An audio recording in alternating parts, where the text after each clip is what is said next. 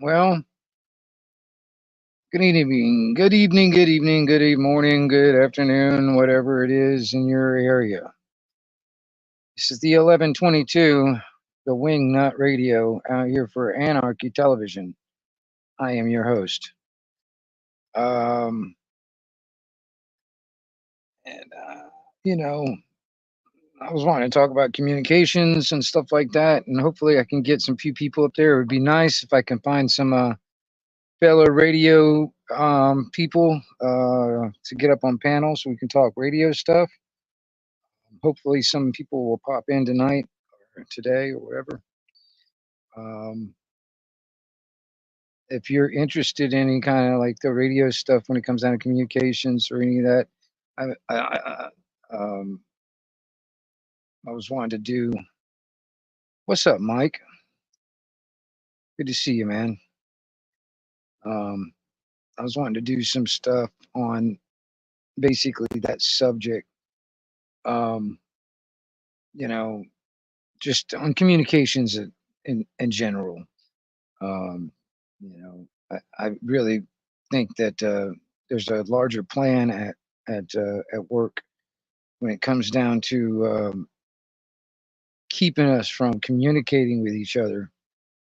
Um, you know, it's really hard in some aspects to communicate with people, and you know, and I'm wanting to go into the radio scenario simply because you know there's a good chance that everything, all this stuff will go down. The lights will go out, the internet will go down, and all that stuff. And I don't know if you guys have been thinking about how you're going to communicate with the outside world, or at least listen to the outside world. Um, if you have any of those type of plans or any type of things, I've been in I guess the hobby. I've been in the radio hobby for quite a few years. I've been talking on a CB radio off and on for shit a little over 30 years, and so I'm very, I'm not an expert, but I'm pretty familiar with at least CB. Um, did you change your name, SG? um, but Brian, good evening. Well, 210, yeah, well, right on, SG. Yeah, two tin cans and a string will work as long as you got the string pretty tight. Um, but it's only a two-way communication between you and somebody else. I'm thinking a little bit broader communications. Um, I mean,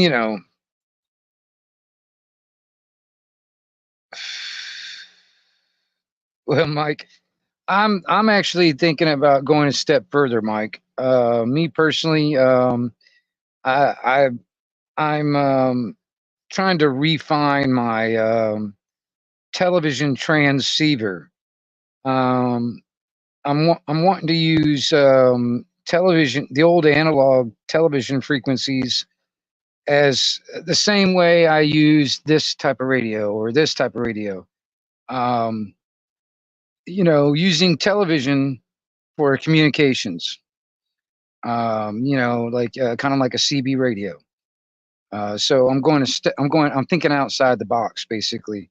Instead of having television like the old analog stuff, because everything's turned digital, the old analog stuff is not really being used anymore. So I'm I'm thinking about utilizing that. And if enough people are on that same type of wavelength, or anyway, we could use it like a communications, um, um, platform, basically. Um, I mean, here, hold on, let's see here. Let me grab one right here. I think I got one right here. And this is just a, let's see here.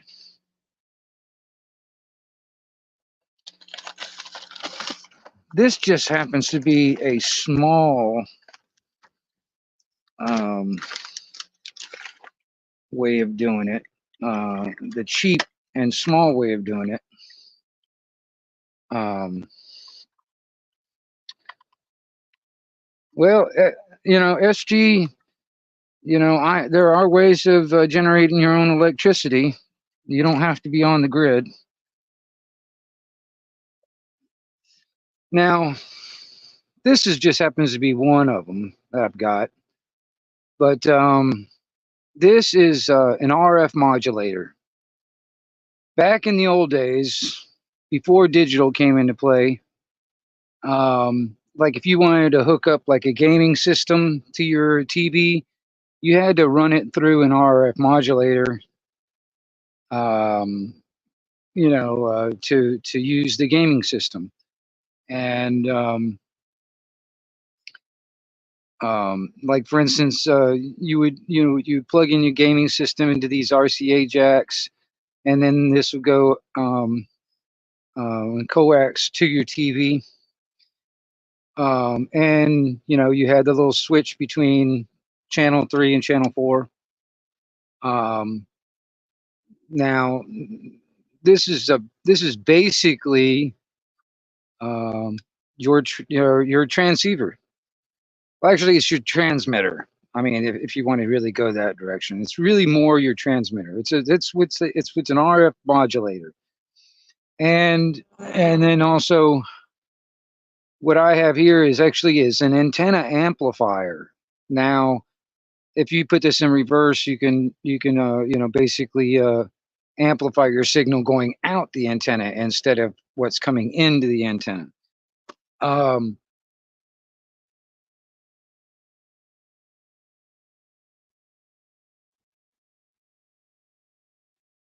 yeah, SG. Well, I mean, like I said, I've got batteries, solar generator. There's a lot of different ways of. What's up, Snark Sass? A lot of different ways of generating your own electricity other than on the grid. When the grid goes down, you kind of have to be thinking about that because it's going to go down eventually. Because the powers that should not be, that's in their plan. Um, you know, they had another meeting, not just recently, actually. That it was basically the same type of meeting that they had back when they did the event 201, when they were talking about a worldwide pandemic. All right, and then you know months later, next thing you know, we all get locked down. Well, they just had just recently another one, another big meeting with a bunch of these assholes worldwide, people that think that masters the universe and stuff like that. And they're talking about, they're going to blame it on hackers, but they're talking about how the grid will go down, the cell phones will go down, and all that stuff, and how they're going to deal with it and all that stuff. Well, this is their plan. This is what they want to do in the first place. So you have to be prepared, and when it comes down to communications, me personally, I have multiple ways of communicating. Now, when it comes down to these two radios, this is what I use to talk on the CB band, 11 meters. It's technically marketed as a 10-meter ham radio, but I've modified it to expand the frequency range to get to 11 meters. All right, and this is a Bofang Baofeng, however you want to say it. Um, this right here um, is technically a ham radio. It's a 2 meter, 70 centimeter dual band radio. Um, and there's certain frequencies on those bandwidths that you're not required to have a license, but that's only if you want to do what daddy government says anyway. Daddy government wants to require you to pay an extortion fee to get a license, and trade your natural right to communicate and your freedom of speech for privilege that you pay for. You rent it, this privilege. And this is my other option when it comes down to it, is television. So yeah, I mean, I can start my own TV station. And but it's more than just starting your own TV station. It would be like considered in a sense a communications deal, because, like, for instance, I have my little TV station, broadcast my whatever out on the airwaves, and and any TV that has rabbit ears that can pick up analog signals will be the receiver of my transmission. So let's say I've got my little transceiver or my transmitter over here, and I'm transmitting my signal out into the airwaves, and I put my video out there on channel. Let's say I'm on channel 4. I'm on channel 4, and you put your TV on channel 4. And you live down the street from me or something, and you pick up my transmission. Well, if you had yourself a little modulator also, after I'm done doing my transmission, after I'm doing my transmission, you can transmit your video out on the airwaves. And then if I'm on the same channel, which is channel 4 or whatever, I can pick it up on my TV, just putting my little rabbit ears up and pick up your transmission. It's the same basic thing as a CB radio, just with video. So these just happens to be 3 things that I have right off the bat, that I've been playing around with when it comes down to communications and keeping things going. Now this right here, what's up, popcorn? This right here, the only thing about this right here is I've got to do some more refining on it. I need to actually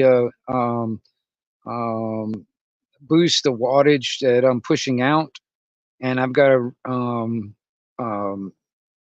build me a better antenna, which is not a big deal, because I think most of the, I think at least the channels that I'm thinking about using for the TV stuff are going to be on UHF. I think the ones that I'm going to be using. So, but either way, there's UHF, VHF. It don't matter really. It just depends on what channel I'm going to be using, what it's going to be on. But I think mostly UHF. But so I'm just going to have to build a better antenna, and then like I said, this is a little amplifier, but it doesn't really push out a lot of wattage. It's mostly just to amplify your signals coming in. But you can use this in reverse and amplify your signals going out. But it's still not a whole lot of wattage that's going out. So a little UHF amplifier, or linear, whatever you want to call it, in line to boost my signal a little bit further out would help. Like, for instance, if like I said, if me and my neighbor down the street or whatever has got the same setup, Allie, what's up? You know, we can use the old analog television as communications, kind of like the same way that we do on the CB, but with video. And I'm gonna tell you something. You can say 1,000 words with one picture.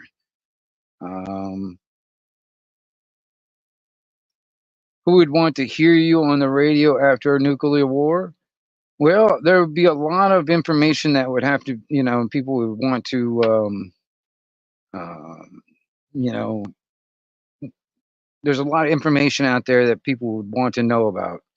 And then on top of that, just communicating with your people in your, immediate surroundings, or even outside your area, outside your state, um, you know, um, to coordinate, for logistics, or, damage report,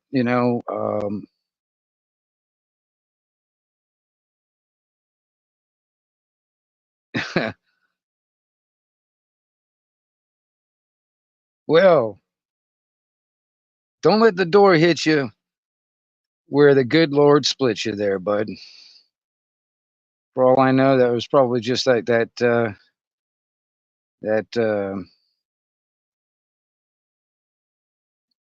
Professor Crackhead. That's who that was, probably. So yeah, there's a lot of information out there when it comes down to a lot of these people, a lot of people, including myself, that are on the radio.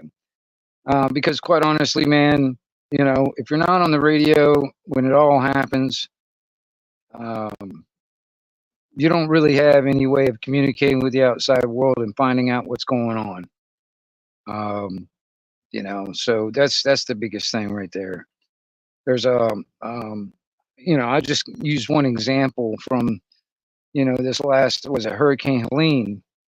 Like up in North Carolina, areas up there, the radio was very important up there when that happened, because cell phones, electricity, all that kind of stuff, when it comes down to communications, were gone.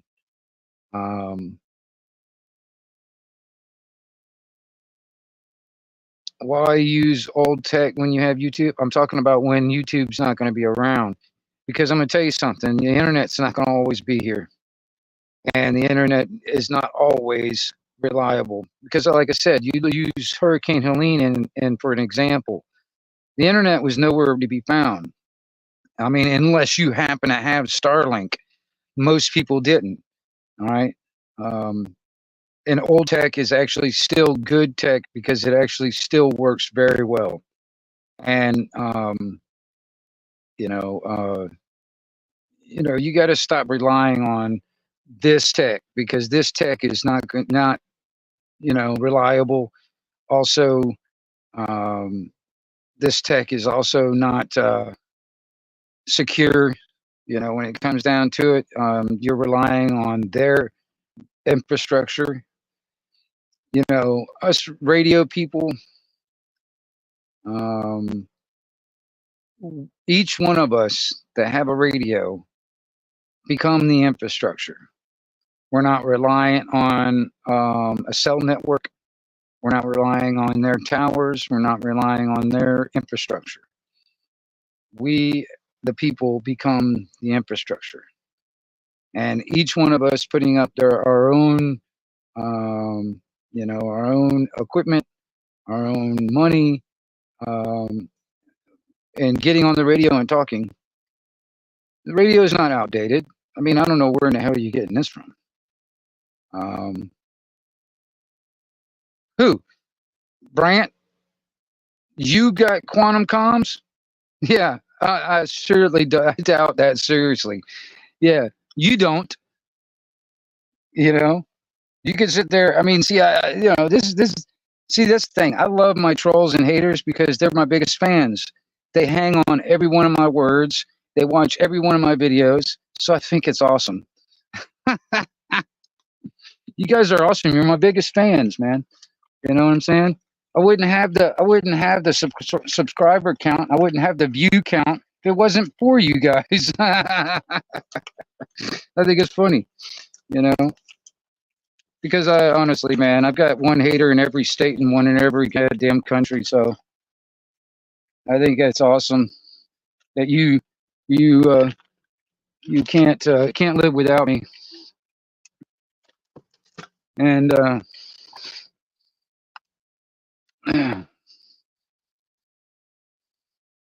I doubt you know Morse code there, Brant, or I seriously doubt it.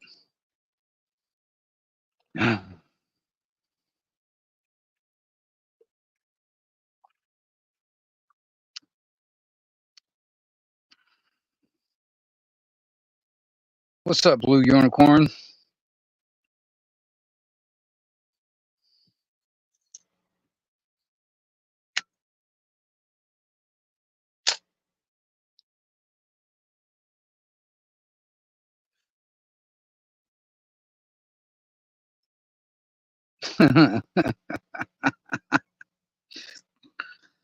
Yeah.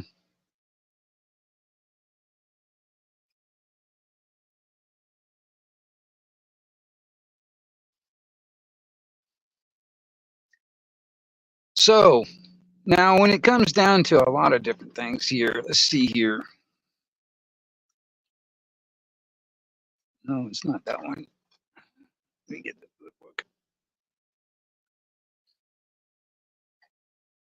There's a lot of different stuff in here. Um,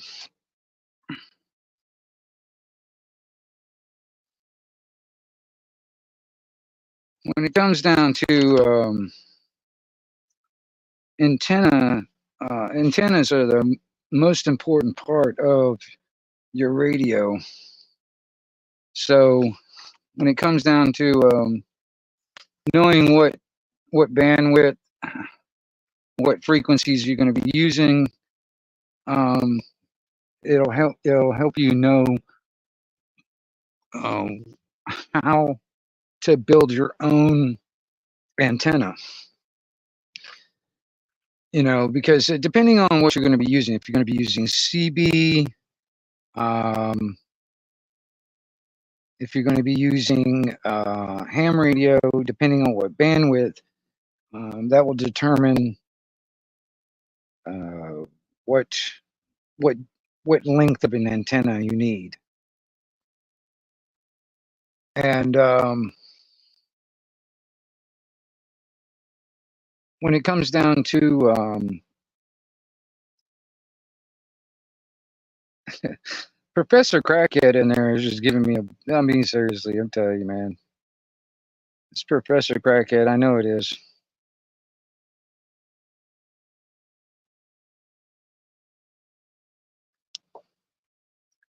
Trolls are my biggest fans, man.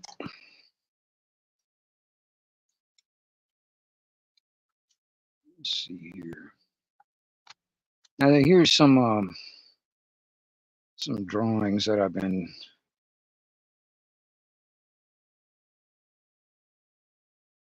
What's up, Billy? Yeah, Professor Crackhead's got like 100 different accounts, and he's used to use AI to actually disguise his face and his voice. So yeah.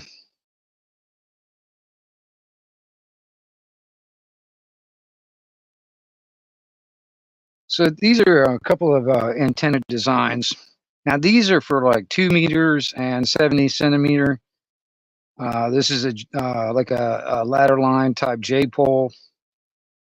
This is like a J pole type um, antenna for like both a dual band 70 centimeter and 2 meter. Um, Matter of fact, what was it? Probably sometime this weekend. I found one of my pieces of equipment. It's an antenna analyzer that I'm gonna get out there and mess around and try and tune some of my antennas out there and get them a little bit better, or modify them to make them better.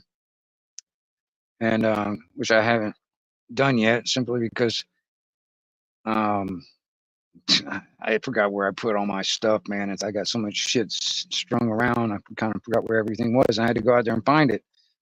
So yeah, um, let's see here.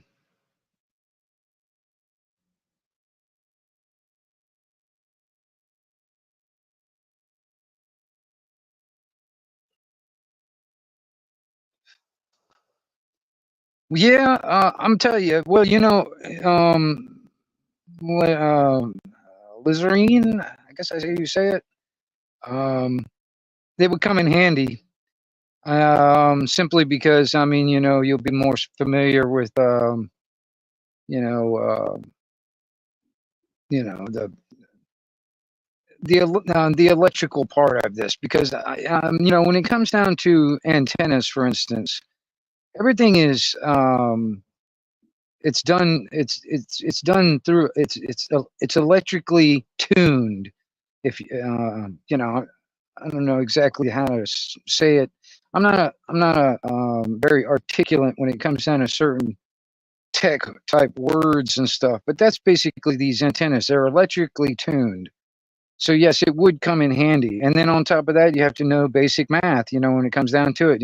There's certain equations that would make this easy when it comes down to building these things. Like like a basic half wave dipole in feet is 468 divided by the frequency of megahertz. So let's say you're trying to hold on a second.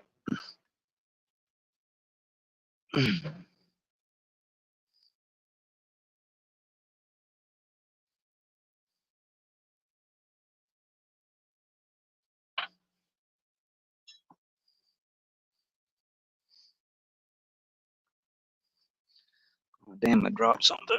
Oh, there it is. Let's say let's say you were, you know, you're doing CB band, for instance. All right, and you want to tune your antenna to frequency 27.385 megahertz. All right, to build that antenna, to find out how long that antenna has to be, if I was doing a half wave dipole for that antenna, I would divide 468 by, divide that by 27.385, and that will give me the length of antenna in feet. Now, for all you Europeans using that crappy math of meters, you could do the same thing, but the equation would be 142.65 divided by the frequency in megahertz. That would be your half wave dipole in meters. Now, I don't use meters and stuff like that because I live in America. I use feet and inches, so everything I do is in feet and inches. Because that's better. It's easier. But just knowing basic, equations on certain aspects, would the length be in seconds? Because if you divide a number by frequency, the answer would be in seconds. No, you divide it, like for instance, 468 divided by the frequency. That will give you the length in feet.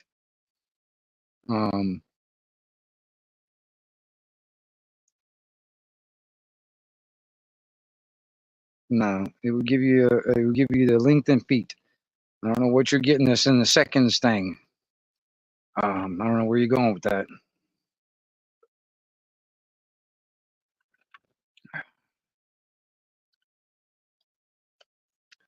Well, that's not the equation I'm using. It gives me the length in feet. 468 divided by frequency in megahertz is the length in feet, not seconds. That's some megahertz.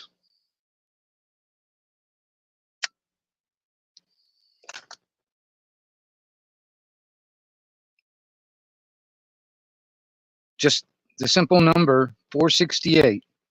468 divided by the frequency would be in feet. Let's see here. Let me do something here. Let me see if I can find my damn calculator.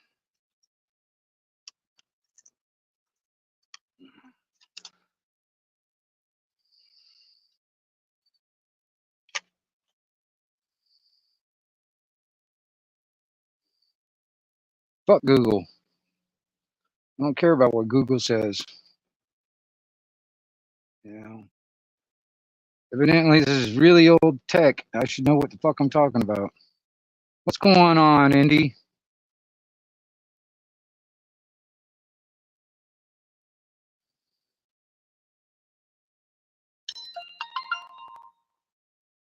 All right, let me see if I can get my damn calculator pulled up here.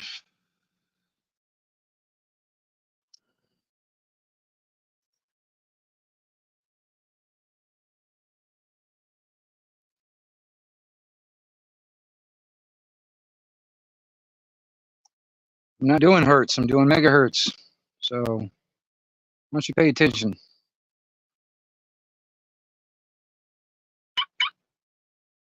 Let's see here. Where is my calculator? There it is. All right. So let's say if I was going to do the CB band, all right, you know, you got 468. Write this up a little bit. 468 divided by 27.385 equals 17.09. Let's say 17.09. That would be 17.09 feet. That's how long that antenna would be. All right. So that's not seconds. This is feet. That's how long it would be. You know, because if I just round that 8 to a 9, that would be 9. 7.09 feet. That's what it would be. That's how long that antenna would be. All right. And for a half-wave dipole, all right. And that's for the equation for a half-wave dipole. And now, if you wanted to do a full wave or, you know, a quarter wave, that's a different equation.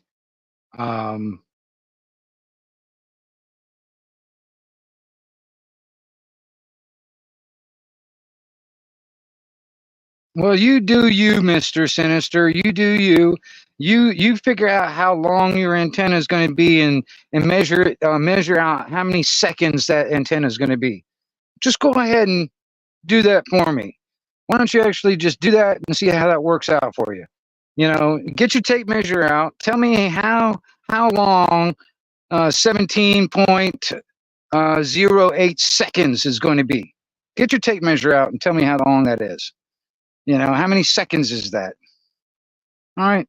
You know, I think some people just want to argue for the simple fact to argue. You know, like I said, my trolls and my haters are my biggest fans. They hang on every word. They watch every one of my videos. It's so funny. They can't do anything else. They can't survive unless they, oh shit, Wingnut's live. I go over there. All right.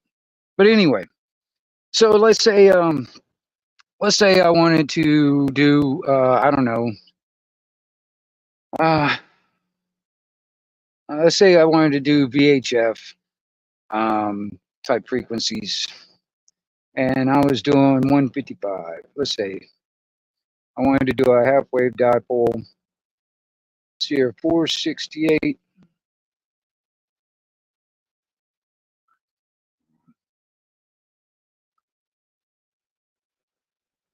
Oh, crap. 468 divided by, let's say 155. 0. All right. That'd be 3.02 feet to make a half-wave dipole. That's how long the antenna would be. All right, and these are just simple equations and stuff like that when it comes down to it. Now, if I was wanting to do a loop antenna, for instance, a loop antenna, like a full wave loop antenna, in feet, that would be 1,000 or 1005 divided by the frequency in megahertz. If I was wanting to do, for instance, like I said, let's do the 1005 divided by 27.385. That's 36 point. Oh, let's say 36.7 feet in circumference. That would be a full wavelength for that loop antenna in feet. And like I said, you know,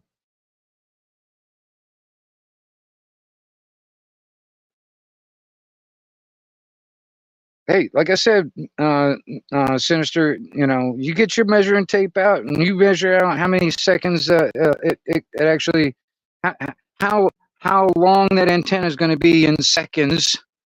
You know what I mean? You go ahead and do that and then see how that works out for you. You know, you obviously know, you know, according to in your world, you know better than I do. So maybe you know more about the old-fashioned technology more than I do. Evidently, you think you do anyway. But you know, that's why I think it's so funny.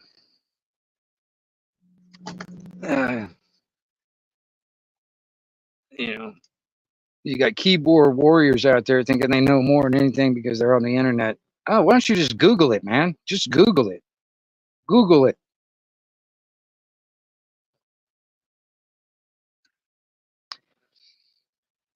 Oh yeah, Professor Crackhead. I'm gonna tell you, you know, you're definitely. See, Professor Crackhead has already showed 3 different accounts. Mr. Sinister. Let's see here. What was the other one? Brants and Rants. And Ali Khan. Those are the 3 so far that he's used. Those are the 3 different types of ones. It's the same damn person. I bet you $10 it's the same damn person. You know. So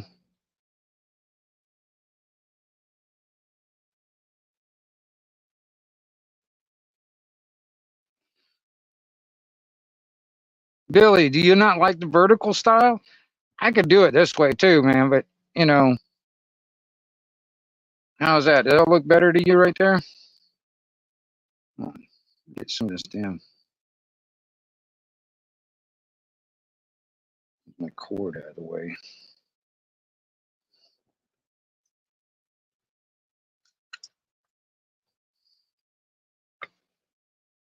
Is that better there for you, Billy?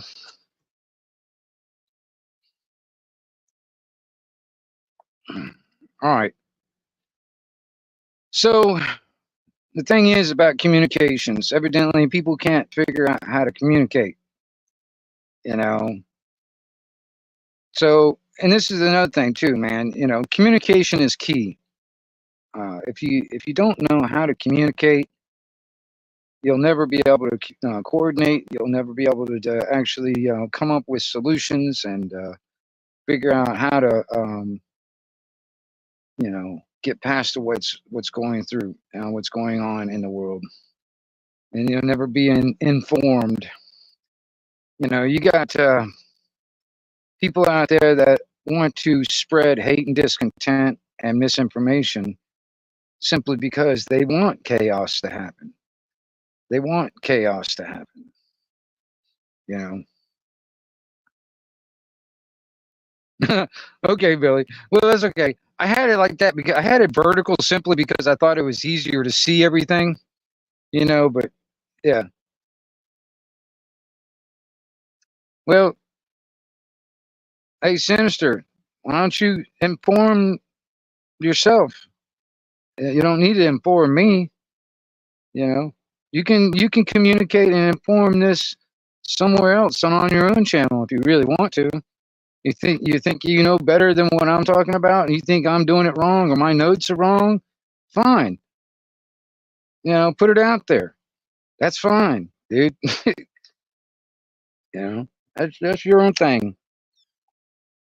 Because like I said, I don't give a shit.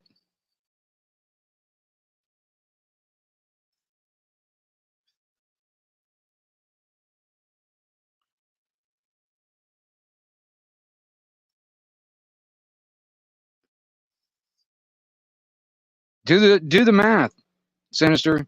Do the math. You know, do the math. Why don't you just do the math? Why don't you do your own research? You know, you know,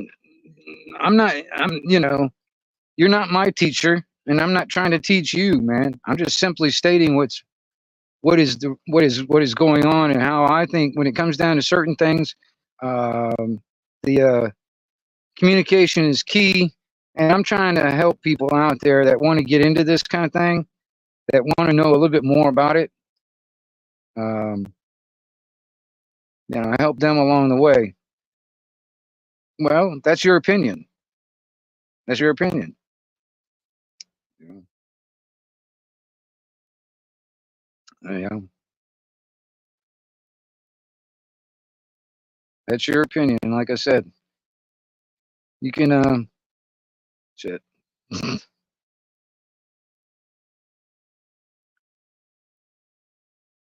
Now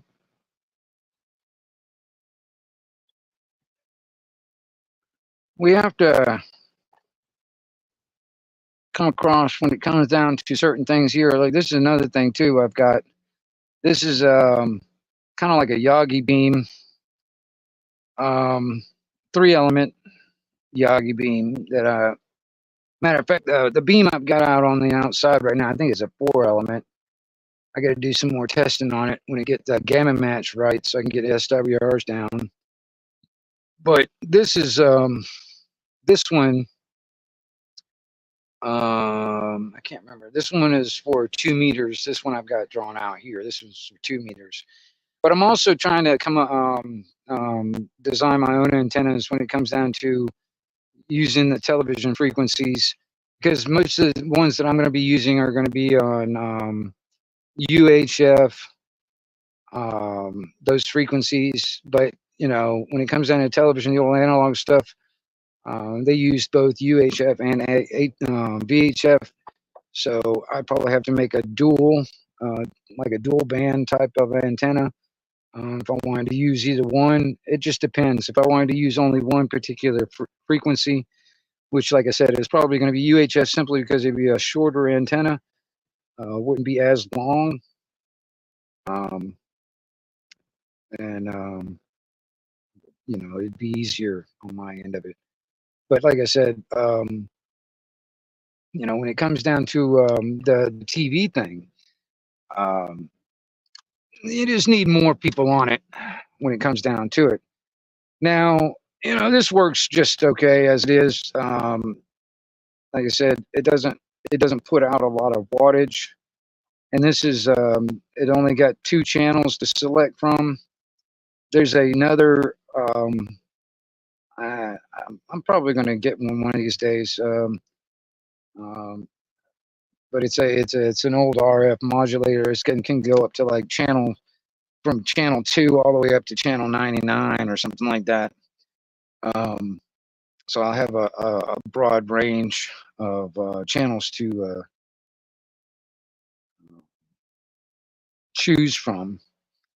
But a Yagi antenna like a beam or something like that is more like what I'm thinking about when it comes down to that. Because, like, for instance, I can have my antenna pointing to my neighbor, and he can have his pointing toward me, and we can have basically two-way communication using the television frequencies, and wouldn't have to use a lot of wattage when it comes down to it. And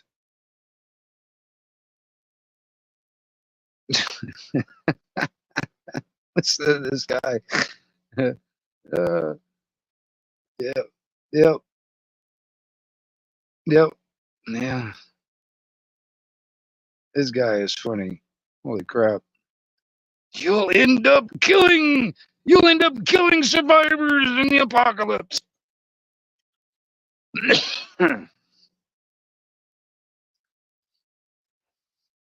Do I have a panel link? I don't know you, so you're not coming up.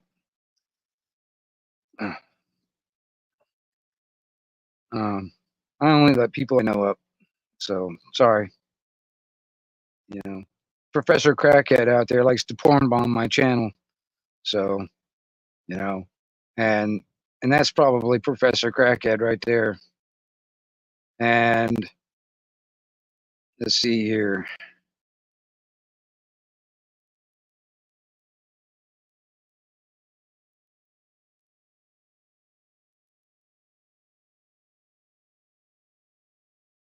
This is probably Professor Crackhead also. And that's probably Professor Crackhead also. Just different accounts. And if I don't know you, you're not coming up. You know, Blue Unicorn, I'm gonna tell you, you know, I used to run pirate radio stations back in the day also.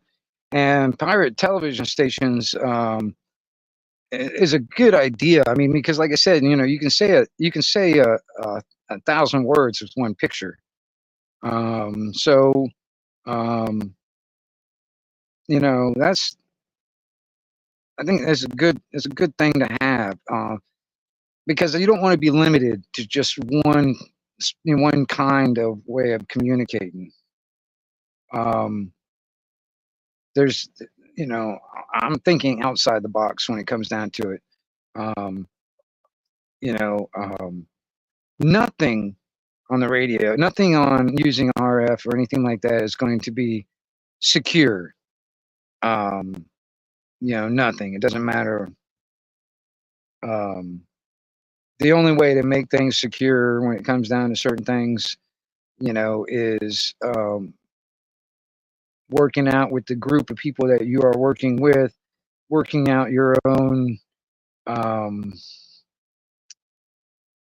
your own code words in a sense, I guess you would call it. You know, and then when it comes down, like for instance, let's just say, like, you know, there's something going on, and you know, you get on the radio, you know, where you know all your friends are going to be on. You get on that same frequency or whatever, and then you guys want to move over to another frequency, or you different thing. You know, you already got something set up when it comes down to it. Let's say, oh, I want to go to channel orange, or channel blue, or channel green, and you've already got this already set up between you and your other group on what that is. And then so when you hear that, you know, it's like, okay, go to channel blue, and then you go to channel blue, and that whatever that is. um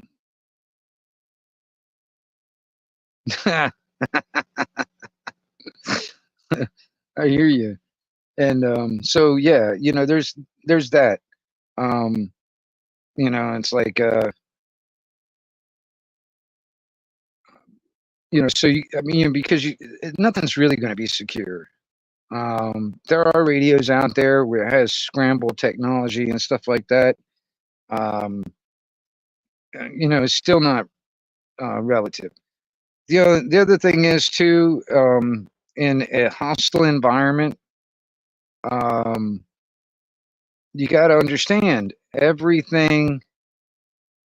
Um, everything that you transmit out can be heard, and also the longer the longer you're transmitting, the more likely you can be tracked. You can be found. Um, you know, triangulation. See, that's the thing. From the old days. I mean, even today, but from the old days, you get some asshole that gets out on the CB radio and wants to create a lot of hate and discontent and start shit every day or whatever, whatever. Hiding behind the microphone, kind of like these assholes out here on the internet hiding behind their keyboard. You can be tracked, you can be found. And, what we used to do back in the day, especially if you're a local, we'd find out where you're at, find out where you're transmitting from, go over there with a big 4-wheel drive truck and a tow chain and hook it to your fucking tower and yank it the fuck down. You won't be talking very much longer after that, unless you just happen to get out there with another radio and another antenna somewhere else doing something else. But you can always be found. Same thing with here on the internet. You think you're untouchable? Hide behind your keyboard? Nope. You can be found. And you're not anonymous, and you're not indestructible.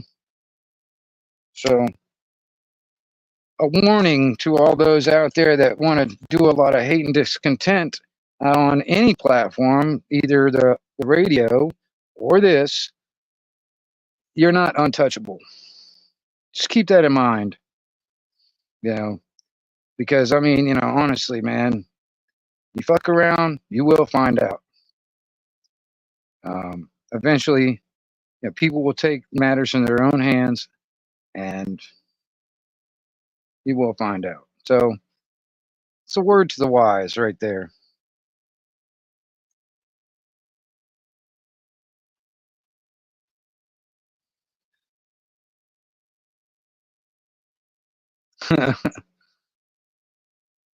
Yeah, there used to be this guy on Blue Unicorn. There used to be this guy on Channel 19 here for like 40 years.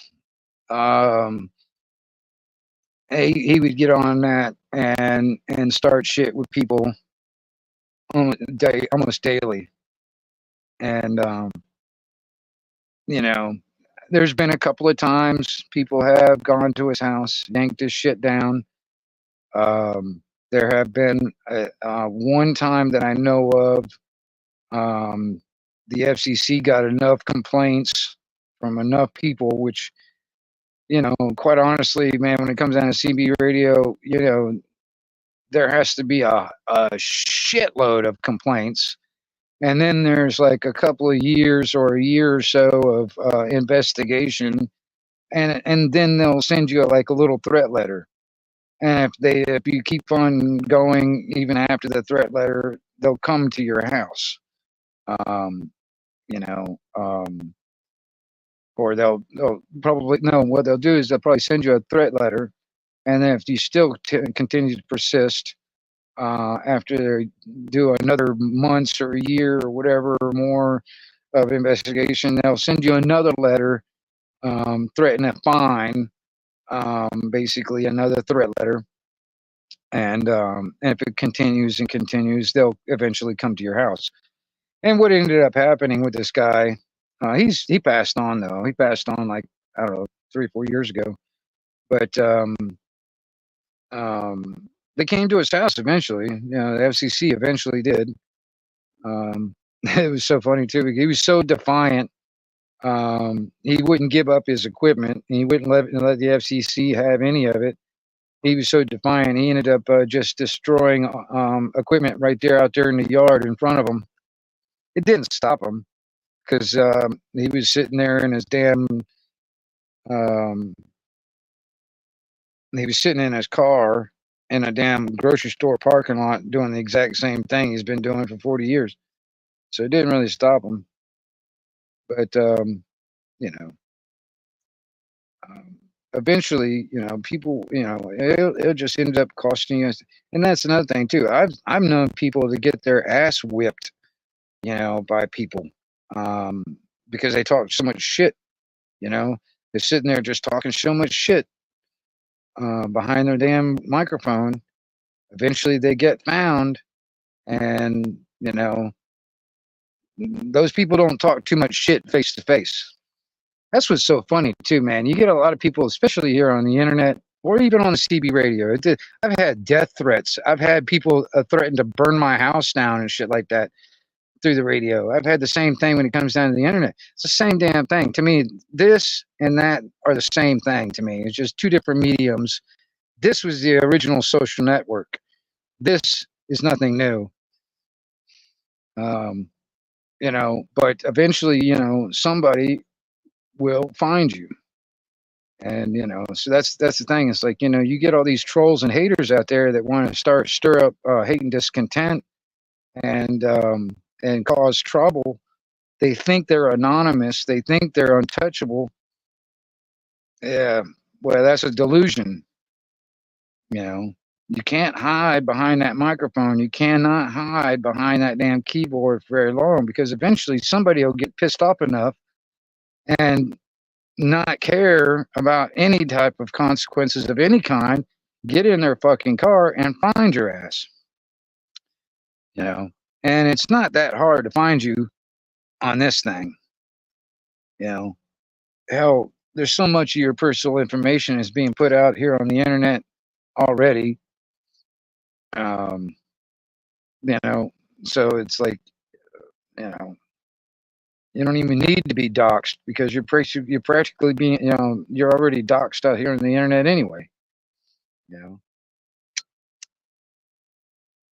I tell people all the time exactly where I'm in Panama City, by God. You know, if anybody has a problem with me, we'll meet in the goddamn Walmart parking lot and we'll talk face to face and see how that works out. You know, because I'm telling you, man, a lot of these people, they'll talk a lot of shit out here on the social networks, but they don't talk that kind of shit if you stand face to face with them. Majority of the time, they're fucking little cowards. You know, so that's the thing too. You know, but that's the destruction of communication. Is nothing but this arguing and bickering and all this fucking drama shit. That's the downfall and the destruction of communications. You know, just in general, just be able to communicate with people on an average thing, you know, face to face, social networks, doesn't matter. You know, it's the destruction and the degeneration of communications, because that's all. A lot of these people that are these haters, these trolls and stuff like that, that's what they want to do. They want to eliminate people's ability to communicate with each other. Because if everybody's fighting and bickering and doing drama and all this other shit, there's nothing positive coming out of it. There's actually no communication. It's nothing but a bunch of yelling. There's no communication whatsoever. There's no putting our heads together and finding solutions to the things that are happening in our lives. You know, so that's what I'm saying. You know, um,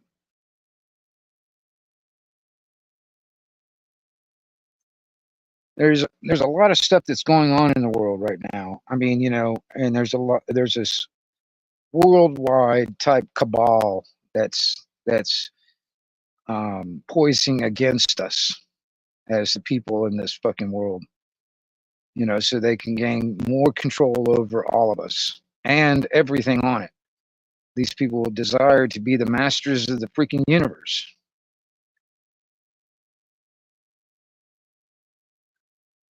And if we can't communicate, we cannot coordinate, we cannot come up with solutions to actually defeat this evil that's against us. And that's exactly what those trolls and those haters want to prevent us from doing. They want to prevent us from figuring it out how to defeat them, how to defeat the powers that are working against us, that want to control us, that want to, you know, you know, that's why this is one thing. They cannot censor us on these things. About the only thing they can do is probably just jam the frequencies or whatever. But all we have to do is just go to different frequencies, different bandwidths, or whatever like that. They can't stop us. They can't stop us from talking. They can't censor our speech. This is all being controlled by a bunch of billionaires that want to, control our thinking, our speech, our emotions, our behavior, and censorship is one of the many tools that they use on this. That's why this right here is not the best way of communicating. Technically face to face is the best way, but not everybody around. Not all of us live close enough to each other where we can do that. Like me and Indy, we are on opposite ends of the freaking country. I can't sit there and have a face to face conversation with Indy just because we live so far apart. You know what I mean? Which is unfortunate. I think Indy is a really cool chick. You know what I mean? And I wish I had more people that are like that are on the same level, like me and like Indy is, for instance, that live closer to me. I mean, that would be awesome. Unfortunately, the only way a lot of us are divided is by geographic location.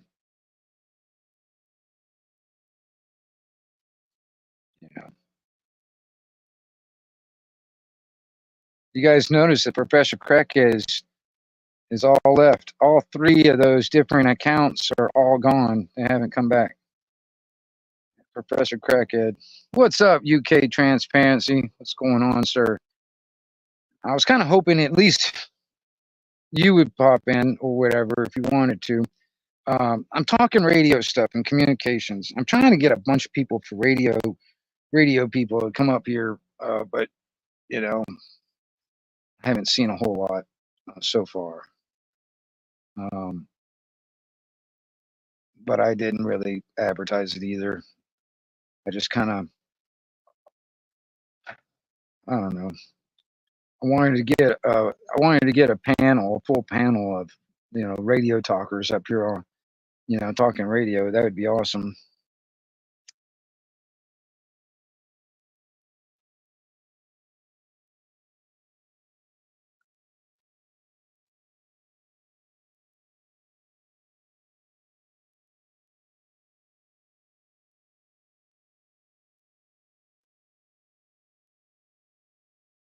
Yeah, well, see, I mean, every tech has its limitations, Dr. Otto. Every tech has got their limitations. You know, it don't matter. I mean, even smoke signals. Every tech has got its limitations and its vulnerabilities. You know, carrier pigeons. You know what I mean? You get down to the most basic type of communication technology out there. Every one of them's got some kind of a limitation or vulnerability about it. It doesn't matter. But I think about the more modern day. When it comes down to this thing right here, we are being censored so much. You see chat get censored. You get comments get censored. You get videos that get deleted. You get whole channels that get deleted simply because the ones that are in charge have a narrative that they want to keep going, and if you don't comply with their narrative, they want to delete it. And a lot of it right at this moment, also this kind of stuff right here, is being ran by like the WHO, the WEF, the UN, the Bilderberg Group. You know, these are the billionaires that are running everything when it comes down to that. That there's like what 10 or 15 billionaires that own all of the media corporations out there. You know, every mainstream news, every mainstream media type of television stuff, every newspaper, every freaking everything. You know what I mean? It's all, you know, it was a bunch of billionaires. And they're the ones that have a narrative or have an agenda. And if you go against or you know, not complying with their agenda, they'll just delete you. Or, you know what I'm saying? Yeah, basically. But that's the thing about older technology. I mean, it has its limitations, has its you know, there's certain aspects about it that it's not, you know, all that. But if everything was to go down, power was to go out, the cell phones was to go down, which it's eventually going to happen. That is part of the plan, you know, because they want to shut everything down altogether and basically have us go against each other and kill each other off. So they sit back and they can just rule over the ashes. That's their plan, basically. I mean, and it's not a conspiracy theory. They've been telling us this for decades now, and it's not a theory; it's an actual fact. You know, it's kind of like, you know, this like weather modification. People want to say that's a damn theory. It's a, well, you know, conspiracy theory. No, it's an actual fucking fact. They've been talking about this for decades. You know, decades and decades. They've been talking about how they use weather modification as a force multiplier, as a fucking weapon. You know what I mean? It's just I don't understand why people want to argue with this shit. It's a fucking fact. You know. So, you know, eventually, you know, when everything goes down, how we're going to be able to communicate when everything does go down, you have to be kind of somewhat familiar with this stuff because, like I said, using the quote from a movie, "Talk hard." You know what I mean? This you cannot really be censored using this kind of stuff. You know what I mean? And each one of us that actually put in our own money and put up, you know, to get our own equipment and put up an antenna and sit there and get on the air, we as individuals become the network. We're not relying on a network to use that what this is. See, just because I get a cell phone and start, you know, doing a live stream, I'm not part of the network. The network already exists. I'm just, you know, I'm just adding to it, basically. All right. Each individual becomes a network because if each individual didn't even start their own thing, the network doesn't exist. You know, the airwaves are out there as it is. If you want to consider that the network as the ionosphere, you know, if you want to go that route, the ionosphere is the network. And each one of us actually, you know, broadcasting out there and bouncing off the ionosphere and using the radio waves and all that stuff, you know, there you go. But each one of us as individuals become the network. And, you know, I don't have a controller like on this. I don't have a controller censoring my words on these radios. You know what I mean? And like I said, it has its vulnerabilities. It has its limitations. You know what I mean? You just gotta, you know, basically become flexible and, you know, actually take advantage of some of those vulnerabilities and those limitations. Like for instance, I take full advantage of Mother Nature. When Mother Nature comes into my town, I take full advantage. I just smack her on the butt and she lets me talk all over the fucking world. You know what I mean? That's what I love about it. Because, I mean, you know, and Mother Nature doesn't always come in my town. You know what I mean? And I'm talking about conditions when it comes down to using the radio.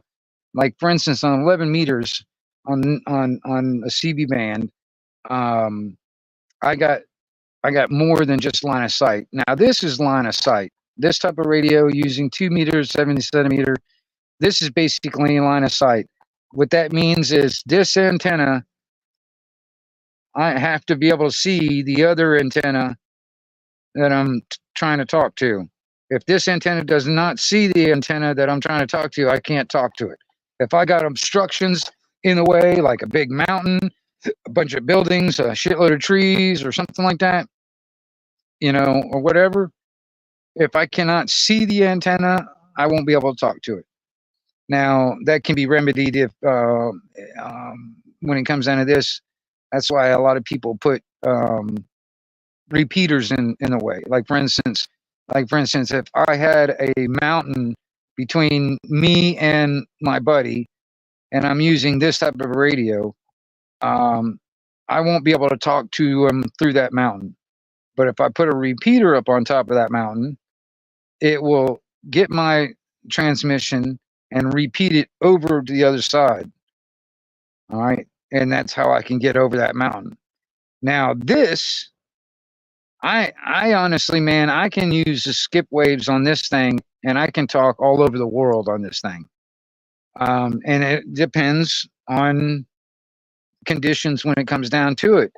And I'm also, like I said, I'm dependent on Mother Nature. The sun goes through 11-year cycles. So every 11 years, I get really good propagation when it comes down to it, and I can get all over the world.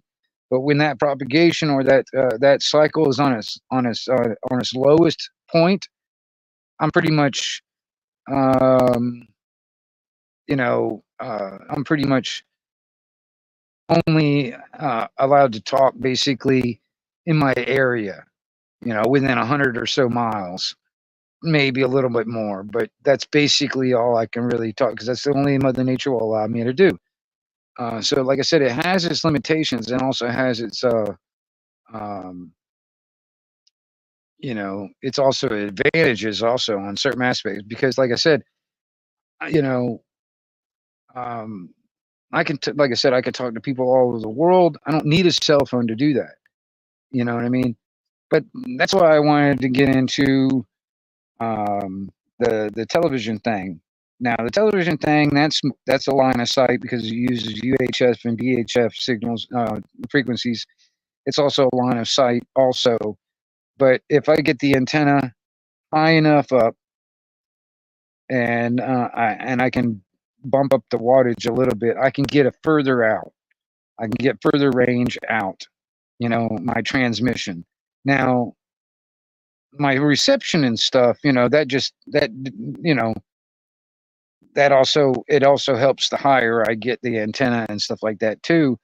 But when it comes down to my transmission, I needed to get that antenna up high and push a little bit more wattage out, and then I can get further away.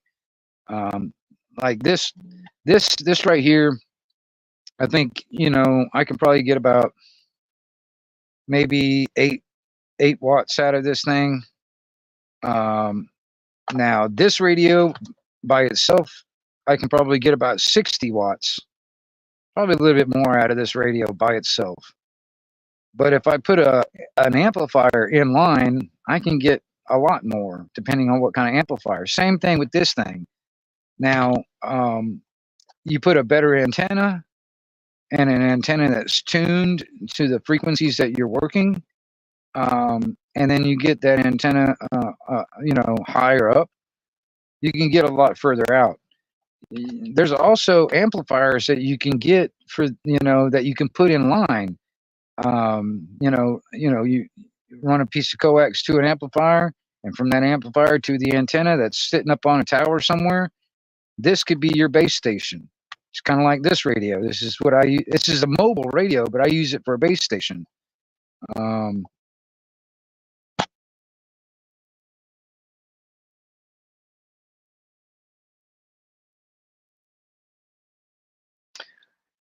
See, that's something else too. I haven't really done a whole lot of in looking into when it comes down to it, because there are some old satellites that, I know they still, they still have repeaters in them and stuff like that. I know there's some other stuff out there where that can be used, but I'm still working on it. I haven't really done a lot of stuff into that. But I know there is stuff out there. And like I said, I'm more of a pirate when it comes down to the radio world or whatever, or like I see even the television thing. I'm more of a pirate. I don't really, I'd rather just be able to get the information out or whatever. Like I said, back in the old days, I used to run a pirate radio station. Um, we did a lot of like, news and current events and music and stuff like that, on our own pirate radio station. Um, and we covered the whole town. So that was pretty good. I mean, we didn't get really further out than that, but we got pretty much the whole town, and that was cool.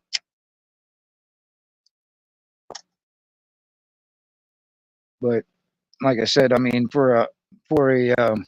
this is, like I said, this is just an option, another option. This is um,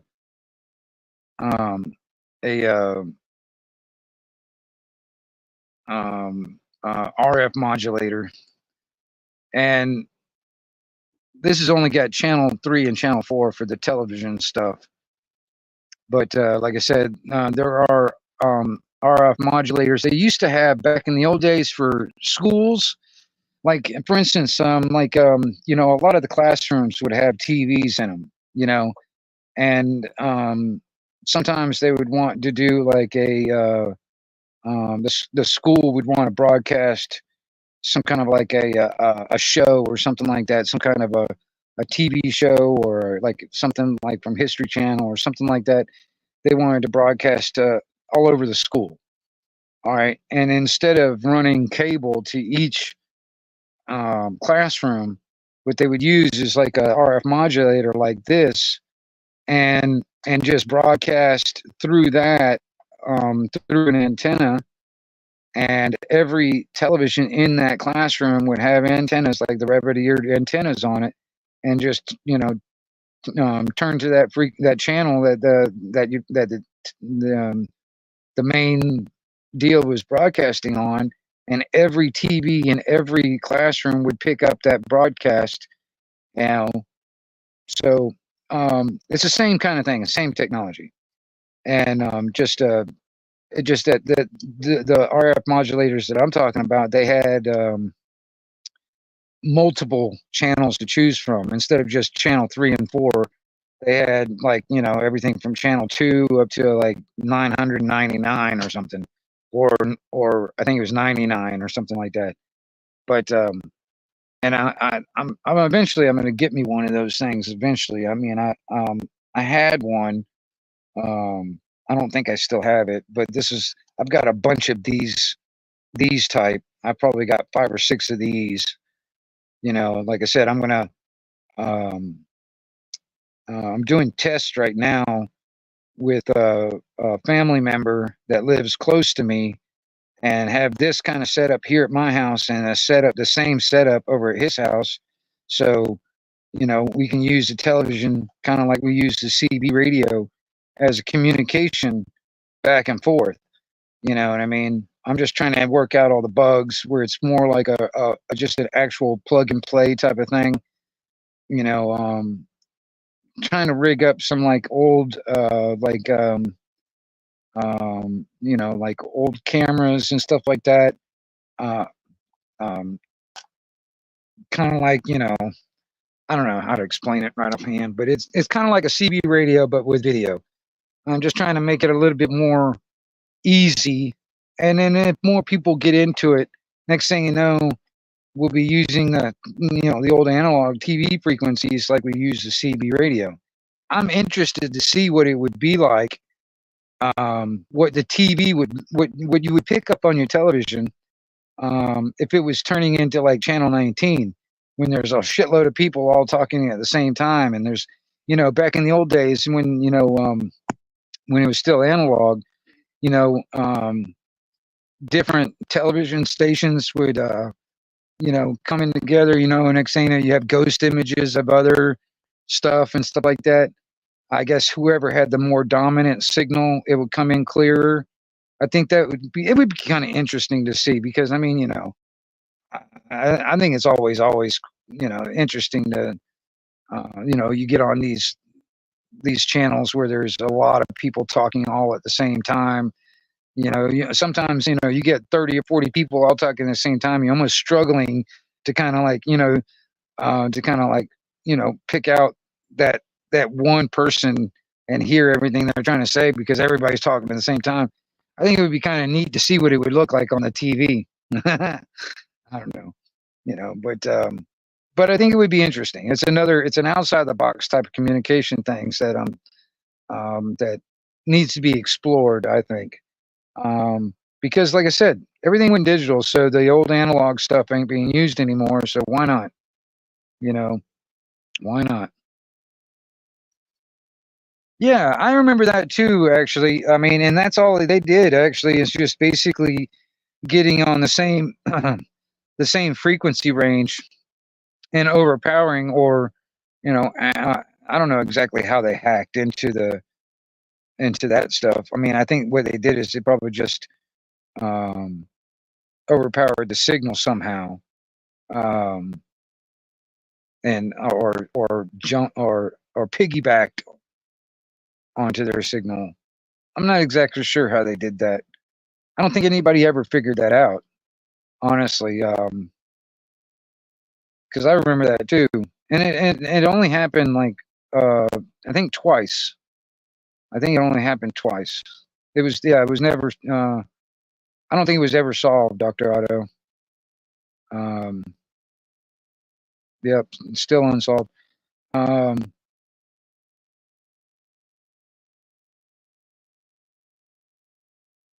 yeah, and UKT. That's what I was sitting there thinking. Like for instance, just me and my buddy or my family member that lives down the street from me. Each one of us having a Yagi pointing at each other would be awesome. They would work just fine for me and them. You know what I'm saying? And but if I wanted to do like more of a general broadcast, um, doing like a ground plane antenna or something like that, where I got 360 around type transmission, you know. But that's the thing. It's like right now, I, I just found it just recently. I'll probably do some stuff this weekend, but I got an antenna analyzer where I'm going to try and and fix some of my antennas. Like I got that 2 meter beam. It's a Yagi beam that I'm gonna try and like get the SWRs down because it's got a um, um, what is it? What do you call it? Whatever. Drawing having like a damn brain fart. Um, but trying to get the SWRs down on the antenna, and also that other antenna that I just built just recently that I made out of coat hangers. I want to get that, a little bit better on SWR on that one on the frequencies that I'll be using mostly. If not, rebuild it altogether. Because I don't know, I may have it. I don't know. I'm not sure yet, but I may have that antenna cut a little too short. So I may have to just rebuild it all together and start from scratch again, and cut a couple more coat hangers and cut them long, and then try and just trim them down to where I need it to be. But um, but when it comes down to the TV stuff, like I said, most of probably the frequencies that I'll be using is be on UHF, and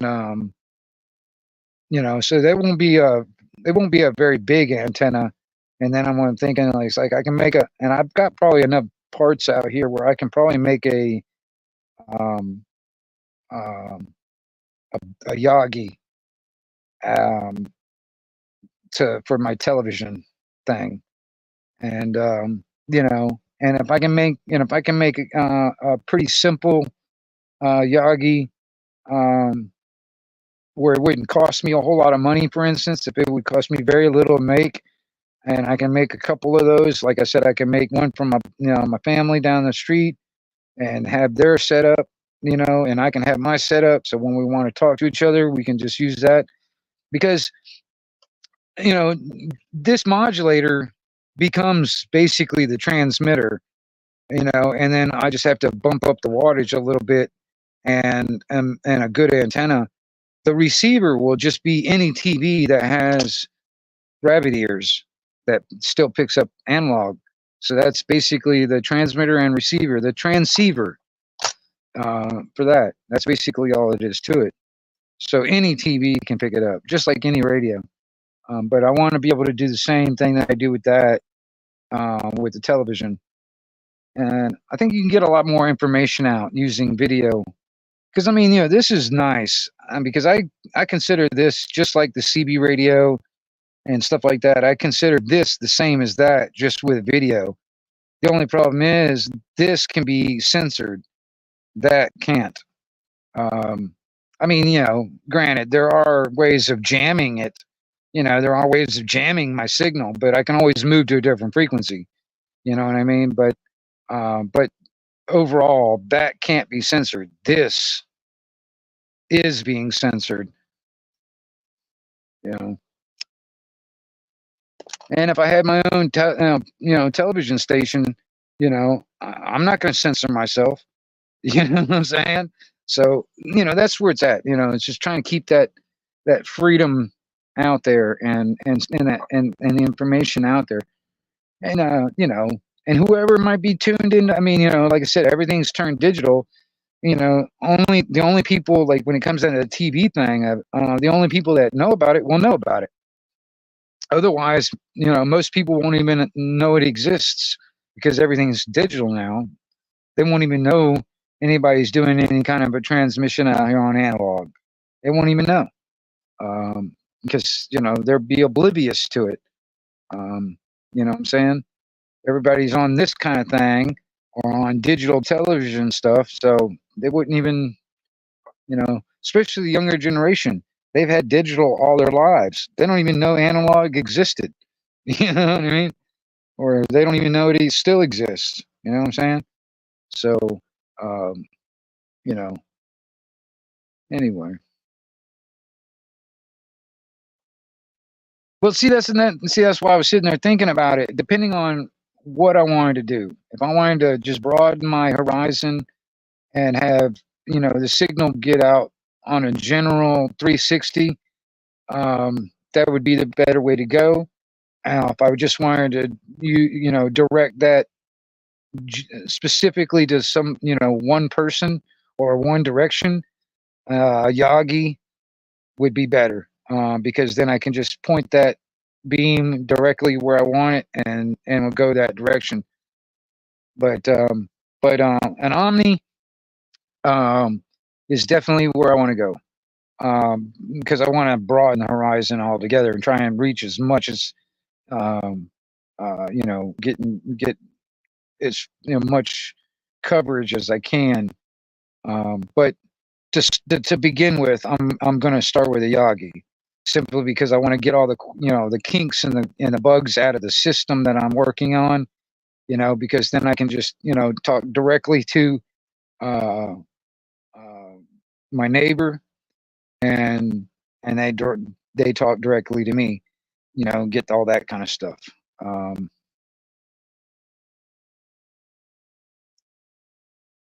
Well, that's the thing too. There's plenty of stuff out there that still do. I mean, not the newer TVs. I mean, honestly, I got about 3 or 4 of them. They're not new, but they pick up all the digital stuff, but they still have the capability to pick up analog. But any old TV that you would have to use a converter to pick up the digital, any of those old TVs would be useful. That would be the receiver part of the transceiver, basically. But any television that can still pick up analog stuff would be the receiver part of the transceiver part. Um, but yeah, you're right when it comes down to some of the new TVs. But even if you do like some of these, I mean, I guess, I mean, I haven't really, I haven't bought a very brand new TV lately, so I really don't know for sure. But I know the ones that I've got, when you do the automatic search and all that stuff to try and find all the TV channels, it searches both digital and analog at the same time.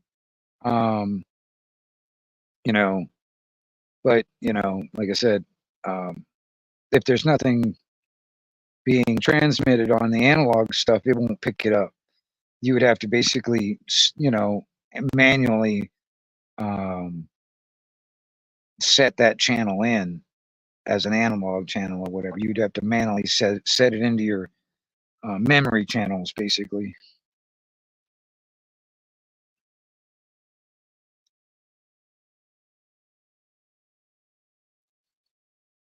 I'm gonna look into it.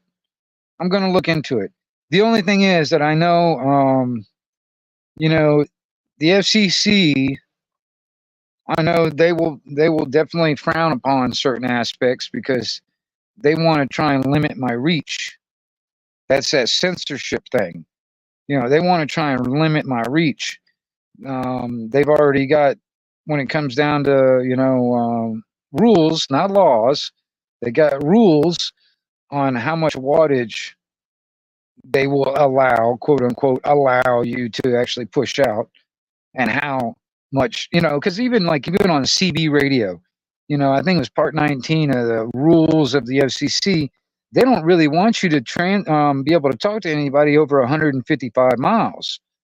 You know what I'm saying? So anybody that talks skip over 155 miles is actually going against the rules. You know what I'm saying? And if you're pushing out more wattage than their rules say, you're technically violating their rules. See, that's the thing. These are not laws; they're rules. You know what I mean? And and a lot of people get scared, because I see a lot of people sitting there talking about these things, and they're like, "Oh, you have to know this is a ham radio. You must get a license if you want to use this thing." Oh my God. And putting that fear aspect in a lot of people's minds, it's like, oh my God, if I push this little button right here, my God, I'm breaking the FCC's rules and they'll come get me, blah, blah, blah, blah, blah. Fuck that motherfuckers. It drives me nuts, man. It's like, a license is nothing more than an extortion fee, a tax that the government wants to force on all of us.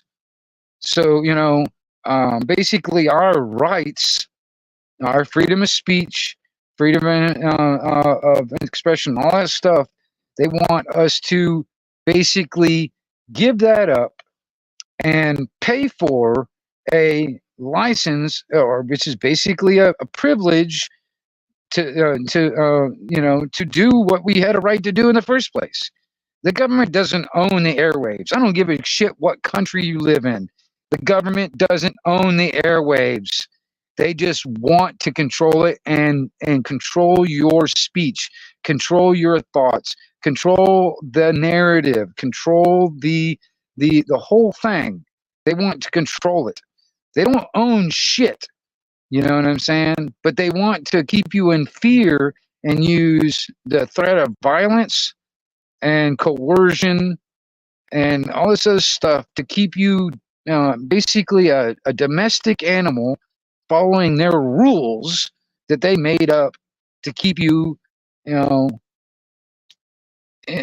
basically a serf, a subject of their kingdom, in their mind. It's all about control, man. You know what I mean?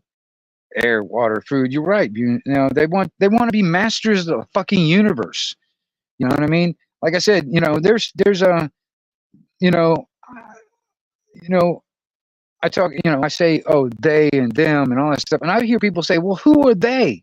Well, I'm like, okay, well, you got the WHO, you got the WEF, you got the Bilderberg Group, you've got the Trilateral Commission, you've got the Five Eyes, you've got the UN, you've got NATO. You got these are a lot of. It's not just one person. There's a lot of people involved, and most of them are billionaires that want to control all of us. You know, it's.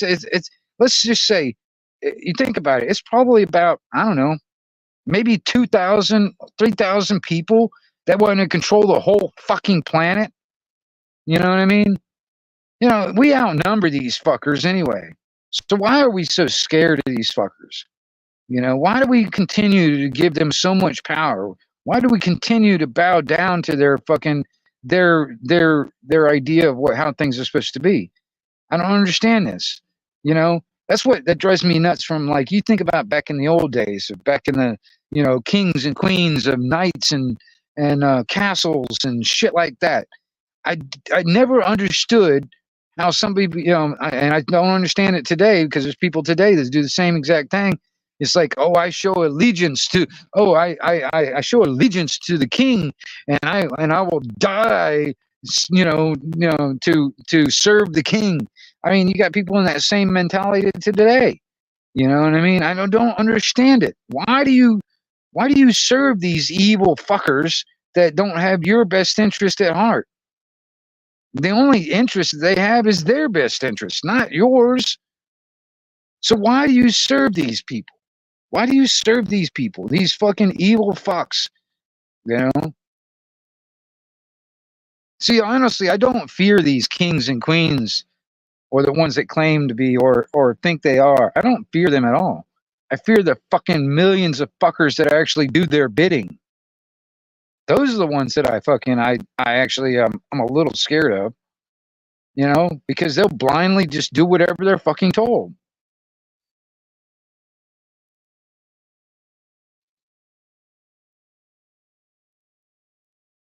Yeah, no shit.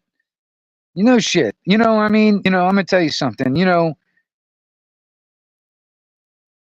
governments around the world are the ones that create more shit.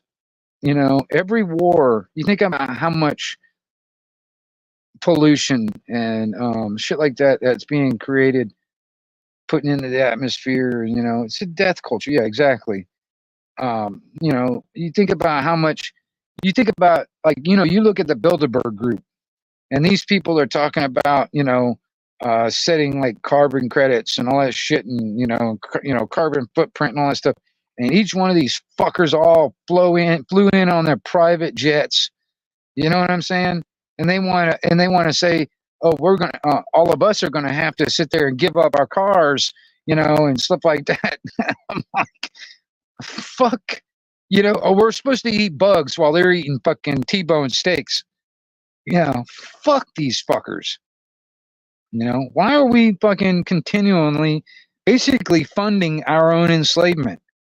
You know, because they can't do shit if they ain't got the fucking money to do it.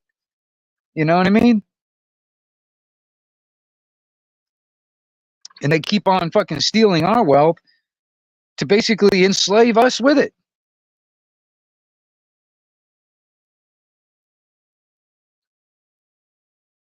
You know, and if we can't sit there and communicate and talk about this shit and actually come up and get our heads together and come up with solutions, we'll continue to be a fucking slave to these fucking evil fucks. You know?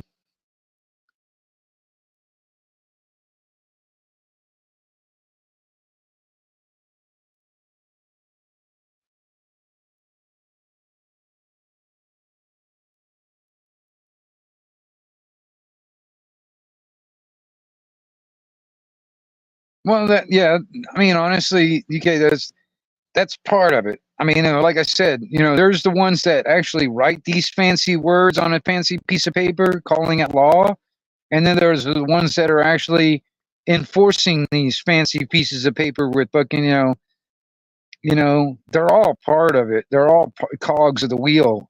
They're all bricks of the wall. You know what I mean? They're all part of it. You know, like I said, it's like, you know, you think about back in the old days of a king and queen in a big castle. All right. They had knights that would protect them and a big moat around around the damn castle. All right. And the reason why they had to have everybody in that fucking castle and all that stuff on the side of the king, because the king and queen knew they could not do what they're doing if they didn't have that moat protecting them and the knights protecting them, because the people, the quote, the lack of better words, the peasants would actually go into that fucking castle and slice their goddamn throat at night. They knew that that would happen. It's the same thing today. It's just on more of a massive scale. You just got to figure out who's who's at the top of the pyramid. You know, you get, it's a pyramid scheme basically. You know, whoever's at the top of the pyramid, and you know, shit rolls downhill, money goes uphill. You know what I'm saying? The shit runs down, you know, from the top down, the shit rolls down to us. But all our money goes up to the top. All of our wealth goes up to the top. That's how it rolls. That's how it flows. All of our wealth goes up to the top, and the shit rolls down to us, you know, and we get the crumbs basically, which is bullshit. You know, this is bullshit. And you know, until people worldwide start waking up to the fact of that's how things are being ran, you know, it'll continue to be that way. And like I said, I'm more concerned about here in the U.S. because I know damn well that we have a lot of problems here in the U.S. And until we can clean up, you know, and get our own shit straight here in the U.S., we can't help other people. You know what I mean? And I think the same thing with other countries. They need to get their own house in order. You know what I mean? We got to get our house in order. Y'all got to get your house in order. Y'all got to, and we all got to do our own part. You know what I mean? I'm trying to do mine. I mean, I can't do very much. I can't physically do a whole lot. You know, all I got is my mouth, basically. You know, all I can do is sit there and try to talk to people, have conversations with people, and try and come up with solutions on how we can actually better our lives. You know, I'm in a kind of a rough spot in my life right now. I mean, I'm not making any income at the moment. I'm not making any money at the moment. I'm having a really rough time at the moment when it comes down to that. And so, I mean, you know, I can't do very much. You know, I mean, it's another unfortunate thing here in the U.S. You know, the corporation calling itself our government, they tend to steal a shitload of our wealth in the form of taxes and tends to just dole it out to all kinds of other countries around the world. There's not one other country around the world that taxes the crap out of their citizens to give money to American people. Not one. Not one. Not one country around the world gave money to help people, those victims in Hurricane Helene. Not one country. You know, but yet our wealth is being fucking doled out to every fucking country around the fucking world. You know, we're being stolen from, and we have to pay shitloads of fucking money for every part of our fucking living. You know, rent has gone up. Hell, fucking food has either doubled or tripled in the past fucking year. When the price of food, I mean, goddamn gas and fucking fuel, inflation, everything has gone up in fucking price. Everything. And we can barely fucking keep food on our fucking plate. You know, barely keep a roof over our head. But yet, you know, now evidently we can afford to give a shitload of fucking Pakistan for fucking gender studies. You know, and stupid shit like that. You know, put ourselves in a goddamn multi-generational debt fucking slavery. And we continue to fucking fall into this cognitive dissonance, this fucking bullshit, you know, cult of personality, and this Stockholm syndrome. People just need to wake the fuck up and start, you know.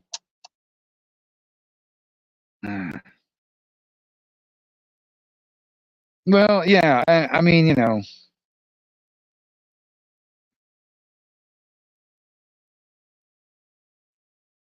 you guys, I mean, I'm telling you, you guys know what I'm talking about. I know. Problem, reaction, solution. Exactly. Exactly. Problem, reaction, solution. That's the reason why I was sitting there telling you. It's like, you know, it's part of the plan. That's why I know that this will never and will not always be there. Part of the plan is to turn off the lights and the internet. That's part of the plan. That's eventually what's going to happen. I don't know. I can't tell you exactly when, but that is part of the plan. So we got to have ways to be able to communicate with each other when all that shit goes down. You know, it has to be something that people need to think about. Um,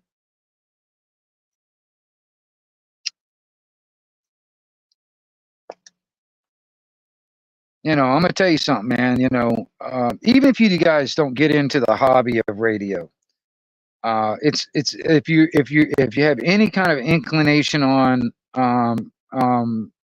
preparedness, being prepared for emergency situations.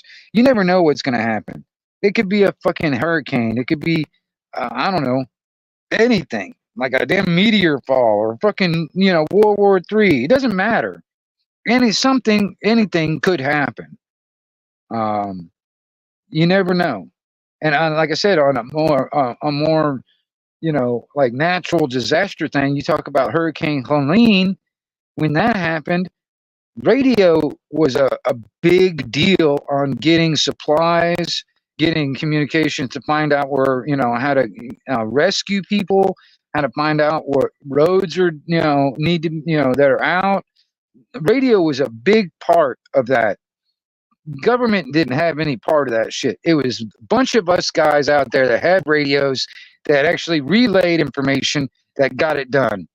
It's Americans helping Americans and Americans getting it fucking done. And Americans getting it fucking done without government, without the and in spite even with in spite of government. This is what true anarchy looks like, y'all. This is what true anarchy really looks like. You know what I mean? You know, when things get fucking bad, government is not there to save you, and it's not there to help you. It's not there to fucking, you know, be your fucking daddy. Government is nothing but fucking force. It is nothing but the aggressor and the problem.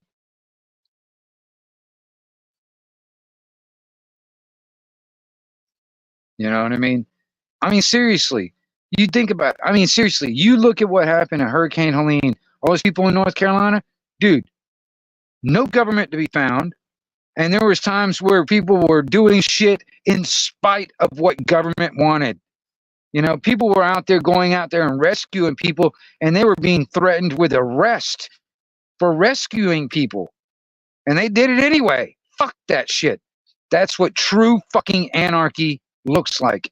It's Americans helping Americans and Americans getting it fucking done.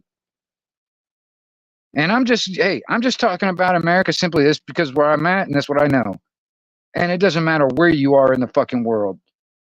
You know, it doesn't matter where you are in the fucking world. Government is not here to help. Well, no, I take that back. Government is only here to help themselves. They're not here to help you. You know, what's up, Poland? You know, yep. That's exactly it, Blue Unicorn. That's what true anarchy looks like. And if people would just fucking wake up, wake the fuck up. You know,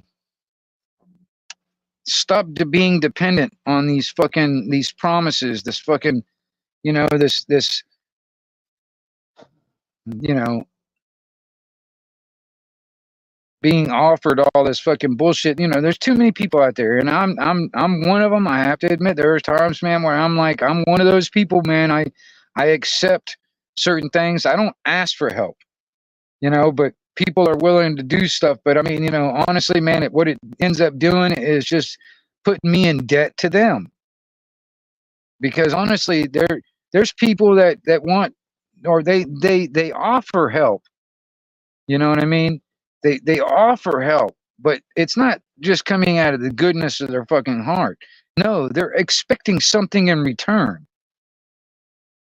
There's always some type of an expectation for something in return.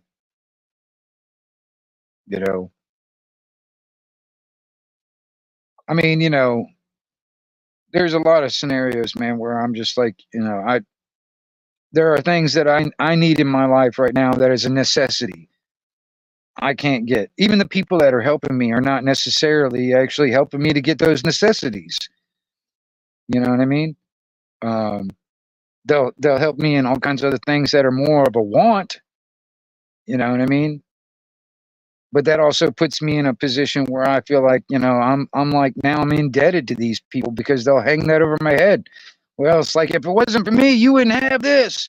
Or if it wasn't for me helping you out, you wouldn't have that. Blah, blah, blah. It's almost like, it kind of reminds me of those old mobster movies, where the fucking mob boss would come up and it's like, man, when I found you, you were nothing but fucking digging trash out of the gutter.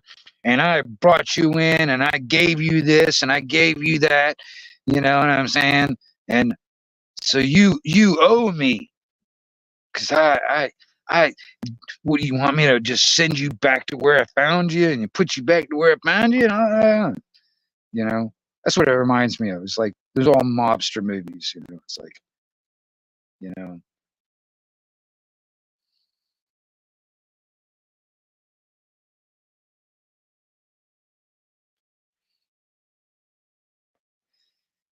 Well, UK, I'm gonna tell you, that's another thing too. I don't know. I might do a video one of these days. Just I know other people have done it too, but the cheap, um, cheap Faraday cage. I mean, you can do the ammo can type of thing. There's also like a metal trash can with a metal lid.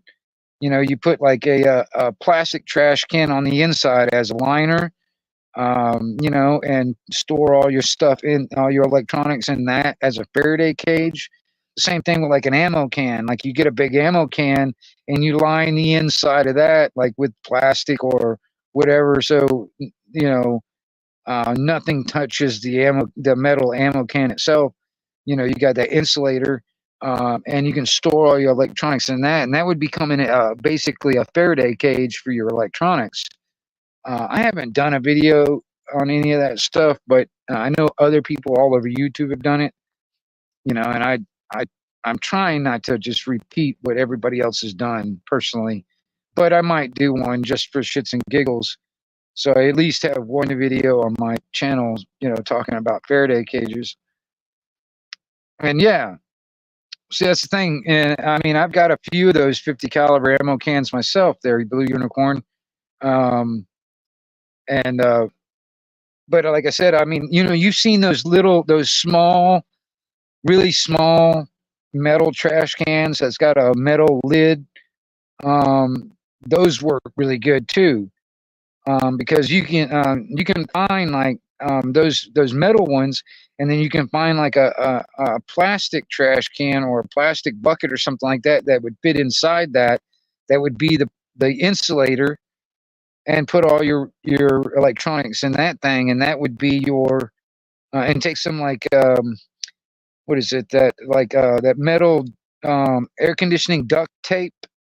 You put that around the rim of the lid and the can, and that would be your Faraday cage. But the ammo can is definitely a good deal because I've got a couple of those 50 caliber ammo cans myself. I also got it's a metal box that Night Vision used to come in, that would make a good box for that kind of stuff. I've already got it lined, at the moment now. And, there's, just to make sure it's electrically um, working, when it comes down to it. I got to rub some paint off to make sure I got a good connection between the two, between the lid and the box itself. That's the thing about the ammo can. Um, you gotta scrape some paint off, so you get bare metal touching bare metal from the lid and the can itself, and you got a good electrical connection between the two. Um, you know, um, because that paint could be an insulator, and that it wouldn't get a good conductivity. Um, corrugated steel, yeah, corrugated steel cans. So there's a lot of different ways of like doing that kind of stuff too. And but even then, this is another thing I did notice. There are people that have this mindset of prepping, and they've got these things but never touched them. They don't even know how to fucking program frequencies into the radio.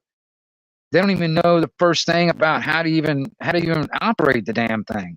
They've got them, but they don't even know anything about it. You know what I mean? They wouldn't even know how to program a frequency to contact repeat, or to get a repeater if they needed to. That's the thing. It's like, trying to get people a little bit more,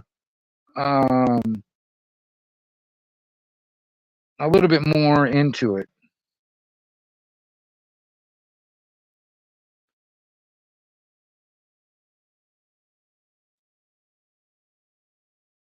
Yeah. Yeah. You can use something like that. That would work. Kind of like just grounding, like a ground strap in a sense, between the lid and the can itself. Yeah, it would work if you can do that. But like I said, otherwise, just scrape some of that paint off around the lid of the can, and where they have a good electrical connection between the two. That would work. But yeah, some like ground straps connecting to the lid and the can itself. Kind of like you would on your car. Basically, it would work.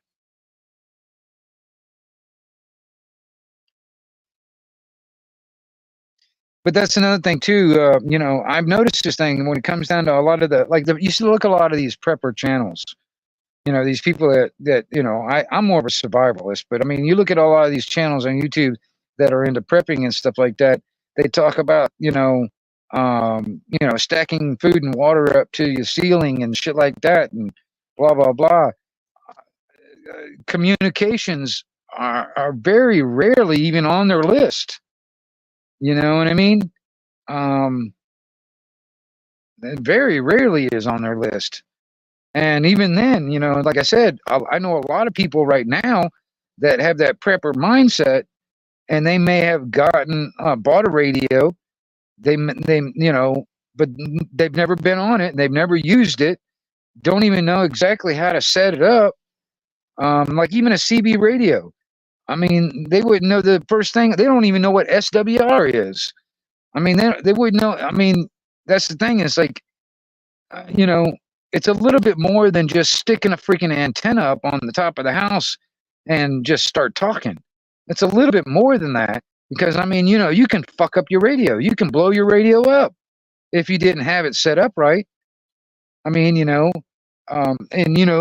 you were using these ham radios and stuff like that, now in an emergency, according to the FCC rules, they're not laws, but the rules, the ones that are that the powers that should not be will allow you to use these damn radios in emergencies without a license. All right, but even then, do you know how to program this fucking radio to talk to anybody? Like, for instance, you were in an emergency. If you got this radio and you're a prepper mindset, you got this radio. All right, you're in an emergency. You need help. What do you do now? There's a lot of people out there don't know. They've got these things sitting around, but they don't even know how to fucking program this thing in. They don't know how to put in, like if they wanted to actually get, they don't even know anything about what a repeater is. Yeah. Yeah. Yeah. The red button. It's the red button. But, you know, it's just, it's one of them things, man. And that's the knowledge that needs to be actually, you know, talked about. It's that conversation. That conversation needs to be had. And I'm gonna tell you something. UK transparency. I can't remember if I've got your if I've got an email for you or not. I cannot remember. But one of these days, like I said, like I did this on the spur of the moment. I wish I had more people's contact information where I can get a whole bunch of. I want to get a whole panel of like I don't know 5 or 6 people or more on a panel. And Polarin, you'd be another one too. Just a whole bunch of people that are radio talkers on a panel talking radio, you know, talking about radio stuff. I mean, I'm more of a CB guy. I do know a little bit about ham radio shit. I mean, and I know like Polarin, you're a ham operator. I know UK Transparency. I think you're a ham. I can't remember. I think you are. You know what I mean? You guys could bring in information that I don't know. But like I said, I'm a CB operator. I mean, I can only know my experience from that and years of talking on that kind of shit and what I've experienced. So, I mean, I could probably tell you a lot of stuff, what not to do, you know, how not to blow up your shit, how not to fucking do this or that, whatever, you know what I mean? And so you can actually, you know, things will work. You know, I was sitting there, I made a video the other day, like for instance, hook up regular base station antennas to this thing. And, you know, because these things, man, you know, they've got this, you know, you can take these antennas off. And if I wanted to hook a regular base station antenna up, you know, I've got, you know, there's adapters that you can get, which this is a SMA. This is what they call these things, these connectors. This connector right here is a male SMA connector. And you need a female SMA connector to that's what's on these antennas is a female SMA is what it's called. All right, and if you want to go to regular coax, which is, you know, like on my CB radio, here I'll grab it. Let's see here.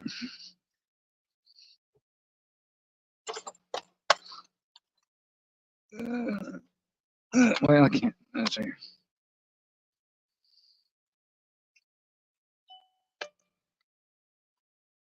Like this right here. This is what they call a PL259. That connector. That's what it's called. It's a PL259. That's what's on most on a lot of different coaxes too, like a base station type antenna. All right. Well, this is an SMA female to a female end that will fit that PL259, which is called a SO239. That's what this is, and that'll fit that coax end. And I can run this to like a base station antenna way up on a tower. And I can use this radio with a base station type antenna way up on a tower and get a lot further out using that instead of this piece of shit right here that comes with the radio. Technically, these antennas right here that come with this radio are shit. They're technically not tuned very well.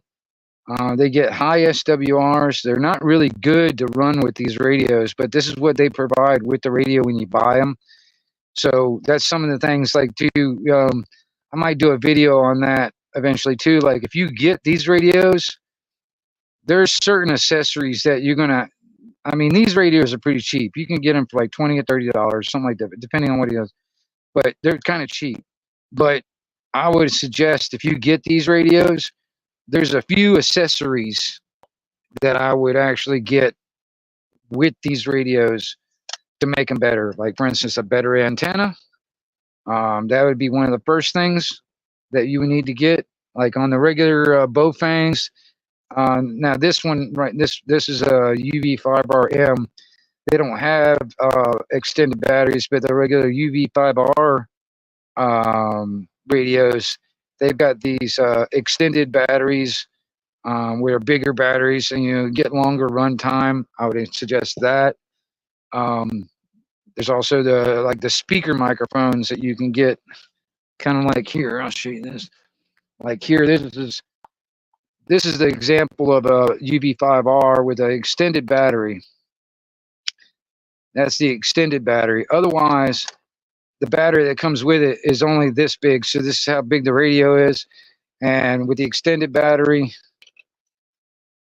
that's that. And then there's the speaker microphone that you can get plug into your radio. This is another accessory that I would suggest getting and stuff like that, because these come in handy. And this is a different type of antenna. This is still not the best antenna, but this is better. This one is better than that one, for instance. But still not great. There are better options. And but even then, you still got to be careful. You still got to be kind of careful, because there's cheap knockoff, Chinese-made knockoffs and stuff like that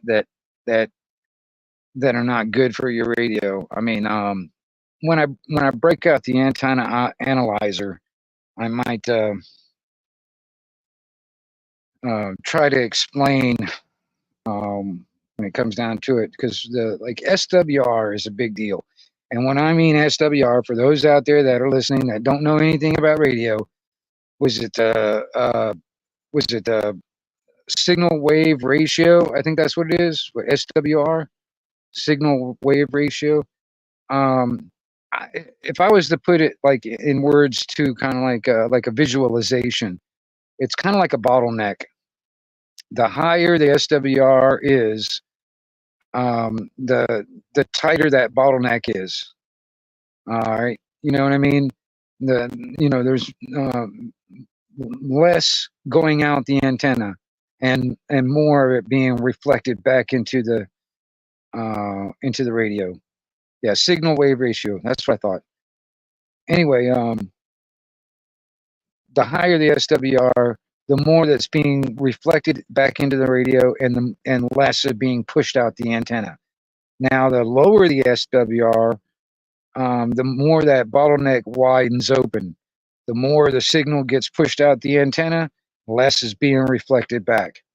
So you want to have the very absolute lowest SWR, because if you get really high SWR and you get a lot of that RF signal coming reflecting back into your radio, it will destroy your radio. It will blow it up. It will destroy your finals. It will fuck up your radio. So that's something you got to know. You don't have to be a fucking hammer operator to know this shit. You know what I mean? But you know what I mean? It's just one of them things. See there. Hey, look, it's Professor Crackhead again on another account. This is the 4th account now. Yep, I knew it. See, I got, Professor Crackhead is one of my hater trolls that hangs on every word I speak, and watches every single one of my videos.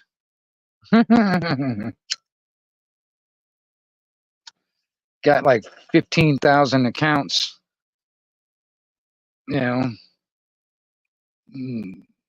Uses AI to disguise his voice and face.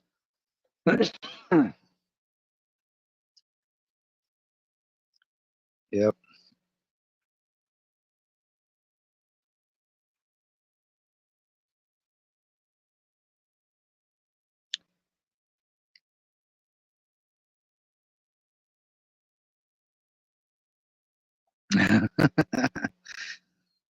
Yeah.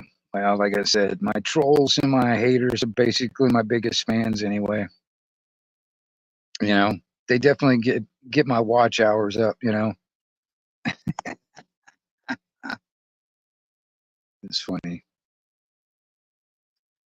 Brushfire Mind. Holy crap on a cracker. It is good to see you. Good morning, sir. Good morning, sir. Yeah, I'm trying to talk about communications. I'm talking about like CB radio, ham radio, and also television, using analog television frequencies as a communications. Um, you know what I mean? Using it basically as a transceiver. This is an RF modulator for television. You're old enough to know back in the old days, we had to have these things just to have a game system.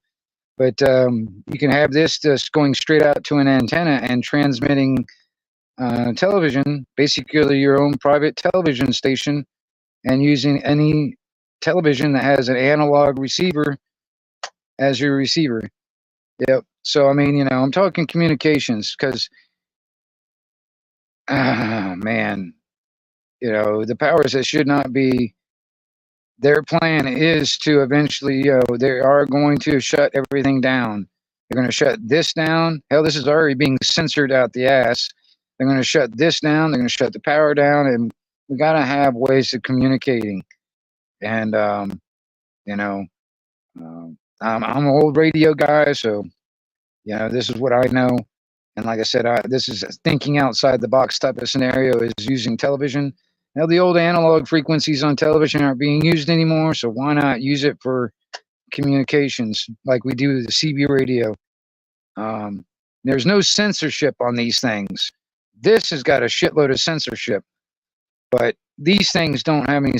You know, there are limitations and and stuff like that, and it can be jammed, but still, you know, we're not on anybody's we're not on anybody's infrastructure. We become the infrastructure as individuals. And on this right here, we were dependent on their infrastructure, their shit, their control over our speech. And so, but using old technology and other means of communications, because I mean, honestly, man, it's like we can't even, most of us live too far apart. We can't sit there and go face to face and talk to each other. You know what I mean? So we still got to be able to communicate. If everything goes down, we still need to be able to get out there to the outside world. And Brushfire Mind. Oh, thank you, Andy. Thank you. Yeah, Brushfire Mind is another good channel out there. You guys check him out. He's usually out there almost during the week, every morning. It's a good content creator right there. Puts a lot of information out there. Good to see him. I'm really glad to see you coming into the chat. It's awesome. And I don't know. These are things that just need to be talked about, and we need to keep the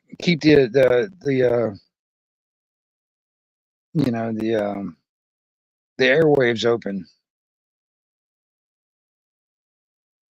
Yeah. And Indy put your link up, so that's good. Thank you, Indy. I appreciate that. You're on top of it, girl. And I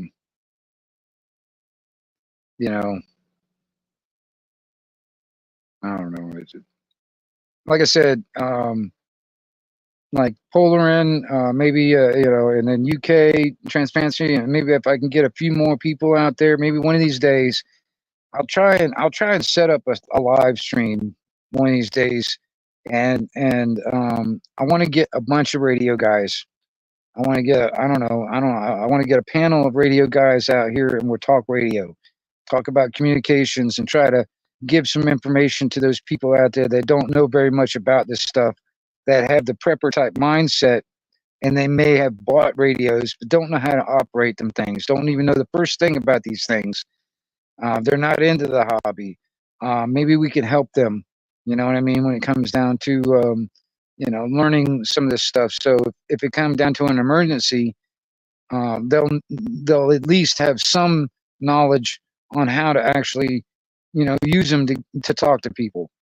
and maybe, you know, get help, get information, whatever, you know what I mean? And I'm just using Hurricane Helene as an example because, you know, it was a big deal.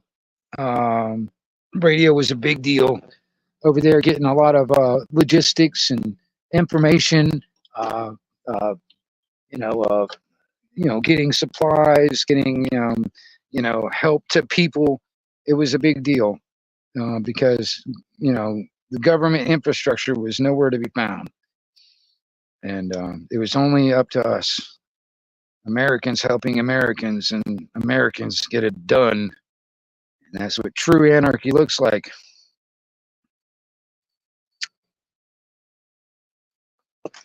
So,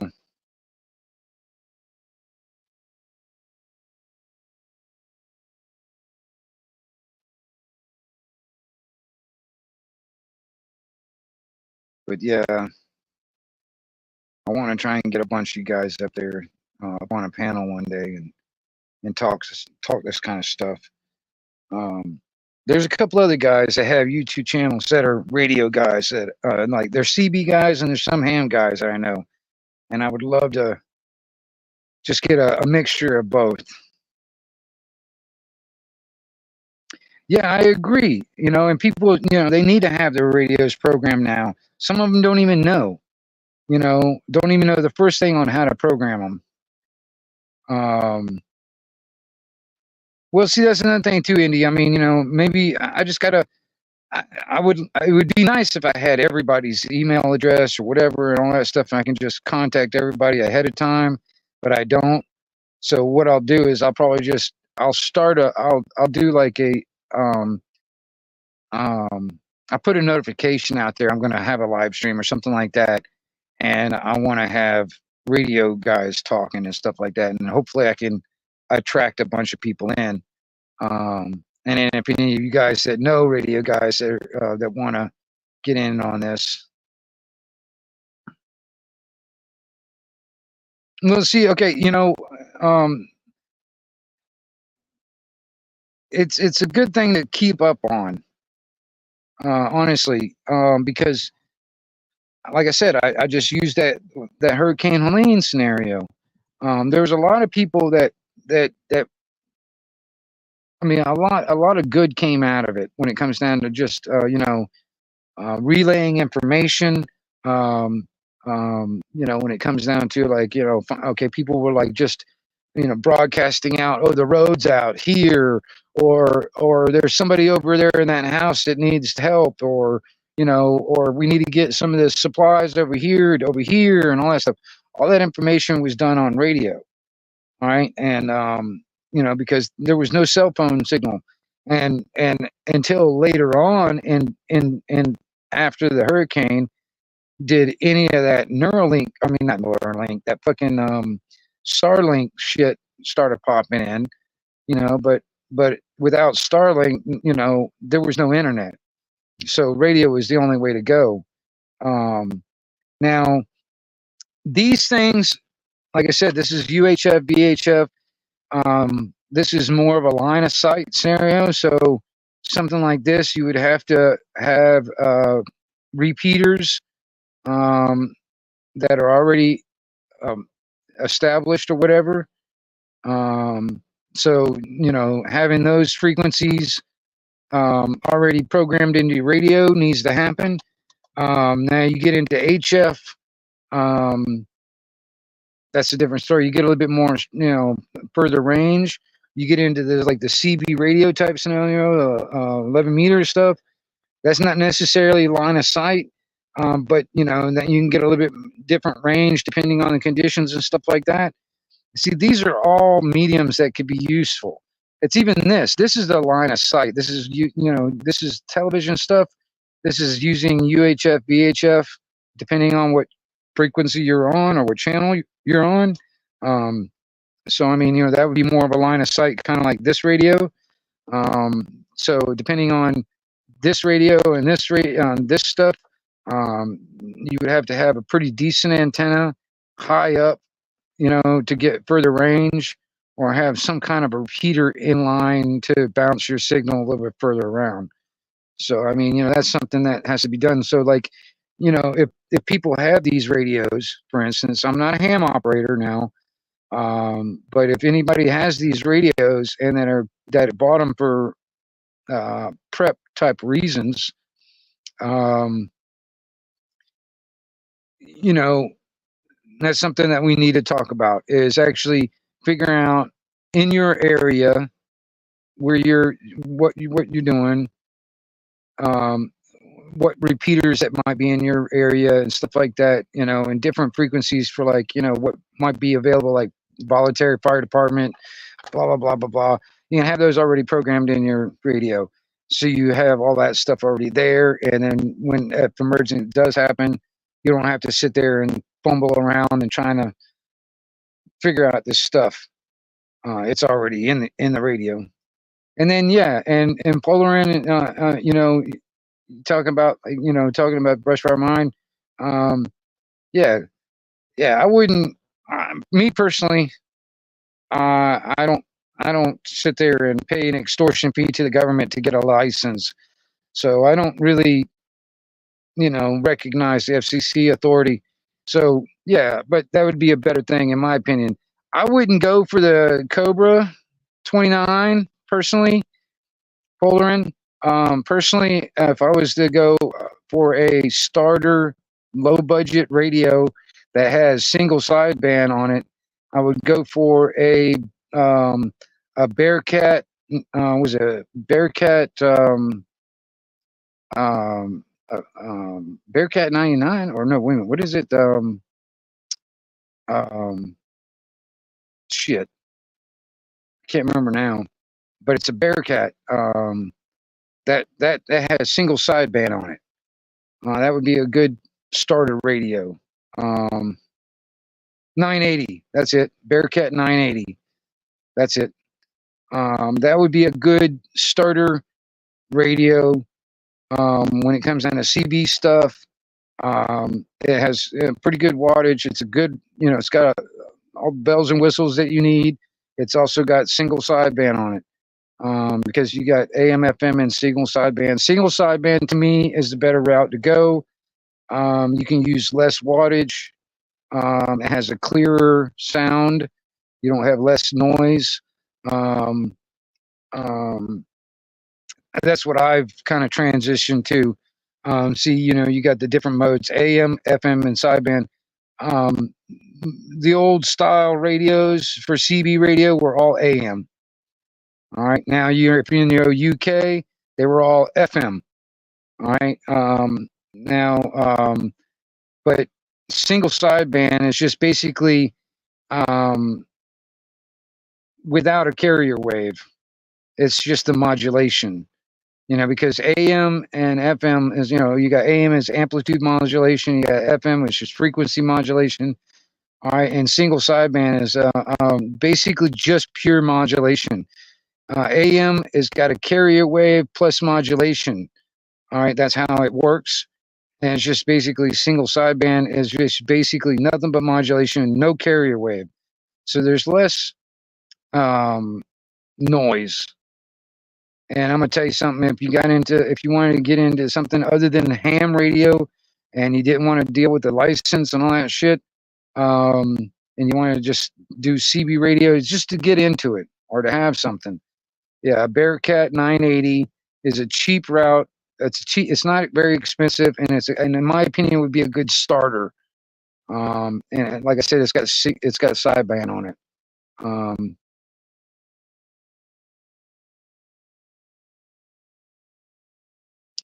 As far as I know a couple of people that have it, and they're stable on frequency. They don't drift. It's got good, clean audio.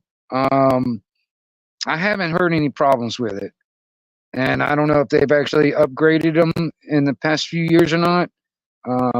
But from the people I know that's got them, they're good. Because I've actually gotten I've never owned one personally, because I went straight to the Striker.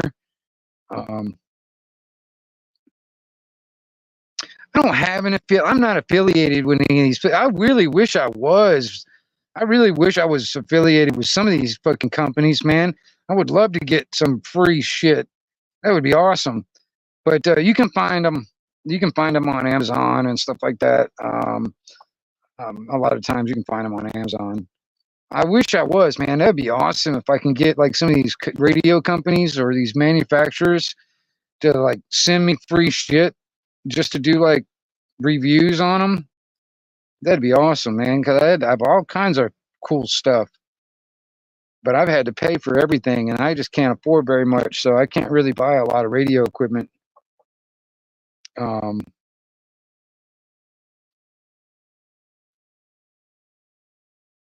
well, I mean, I, I got to figure out how to do it. Honestly, I've just got to figure out how to do it. I've never seen anybody do it, so I don't know how to do it. And I haven't figured it out on my own yet. But it would be kind of cool though, because I mean, there's a lot of and also I don't know if they do it for me because I don't have enough subscribers. That's probably one thing. I probably ain't got enough subscribers to actually even be considered. Just a quick sign up on the site. Then you can drop a link and then talk about these. Huh. Well, that'd be awesome, Chris. I'm gonna tell you. Yeah. I think I can't remember. I think you still got my phone number, don't you? I can't remember. I think you still do. I think I might have, or I can't remember if I got. I don't know. I can't remember. I think I got your phone number somewhere. I think so, or your email or something. Because yeah, you're close to me, guy. You're close to me. You're up there in Georgia. You're sure like you're like not that far away.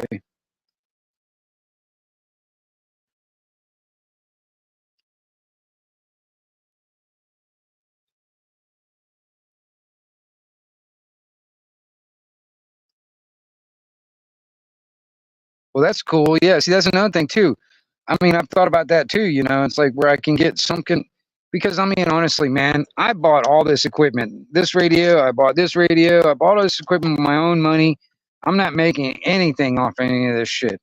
You know what I mean? I'm not making anything off of talking about this stuff. You know what I mean? But it would be kind of nice if I made a little bit of something kind of like a a side income, or at least getting free shit out of it. You know what I mean? Where I can get some of the radio equipment that I would love to afford. I would love to have a spectrum analyzer. I would love to have like all kinds of different things. I was looking at, well, I've got an antenna analyzer, but I was sitting there looking at some of these newer ones. The one I have is kind of a cheap one, but I was looking at some of these other ones that are these antenna analyzers. They're like, $200 or $300 for these damn things. And I was like, I can't afford these damn things, but it'd be nice to have, you know what I mean? Or a spectrum analyzer, or, something like that would be awesome. I saw this one, it was a nice one. It's not, well, it's kind of the lower end price wage, but it's still like about $150, almost $200, something like that for a spectrum analyzer. Dude, I would love to have something like that. And, it would be awesome to have, some of these manufacturers, these companies just send me this stuff to review and basically make a small commercial for it. You know what I mean? And give my, 2 cents worth of it, and then, and getting some kind of a, get free shit, and also maybe even like a kickback for every time somebody buys one. That'd be kind of neat. I know other people do it. I haven't figured out how to do it for myself yet. Like a side hustle.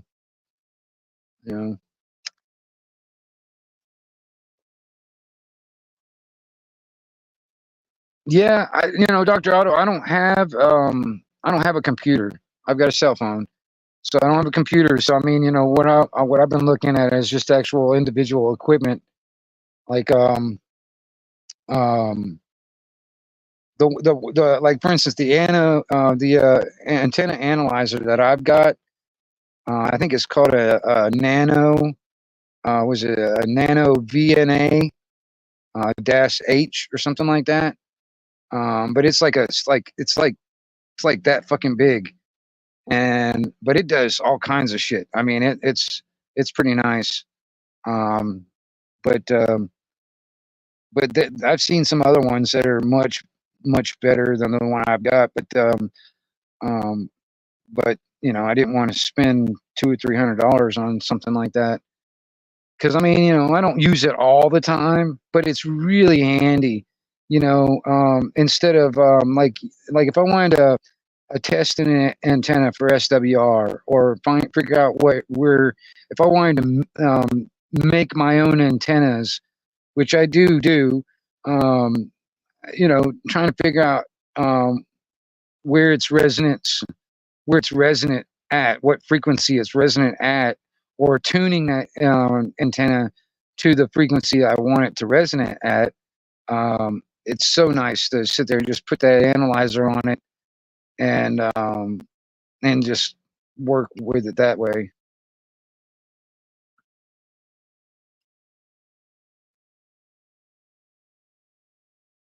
Well, see, you know, Chris, I'm gonna have to look into that shit. I really am. I'm gonna have to figure it out.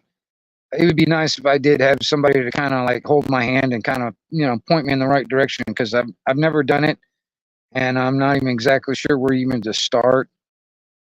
So you know,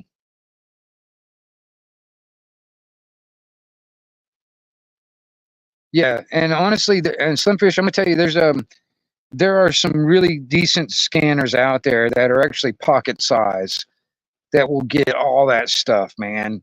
They're just pure. It's nothing but purely receive, you know. But I mean, you don't. Yeah, you can eliminate using the internet, eliminate using your cell phone, and it's just a pocket size type scanner that'll pick up all your like police, EMS, fire department, you know, and stuff like that. Some of them even got airband to pick up like airplane traffic, stuff like that.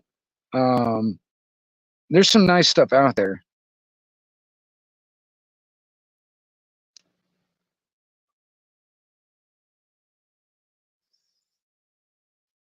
It could be. Well, you know what, Polar, I'm gonna tell you something. I mean, if I did a review, I'd have to keep all that kind of rhetoric out of that review. Now, my overall channel, that's a different story. But like for instance, if I was to do like a review of a product, I would just have to keep all that kind of uh keep all that type of talk out of the review type, you know what I mean?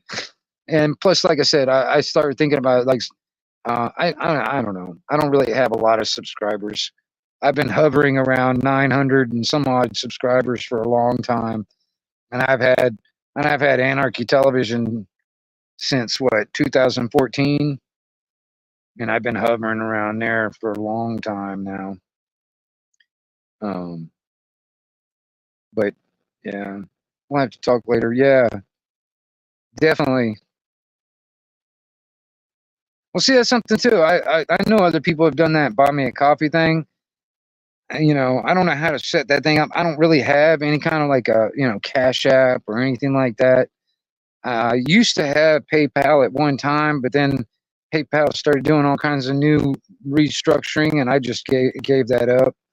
Um, and actually, I ended up. I think everybody except for one because I only there was one I couldn't, but everybody that actually did donate to my PayPal, I ended up refunding because I couldn't get that money out. It was just a pain in the ass to get that money out and turn it into cash. So I was just like, I don't know. And trying to get this digital currency turning into actual cash was always been a problem for me. You know,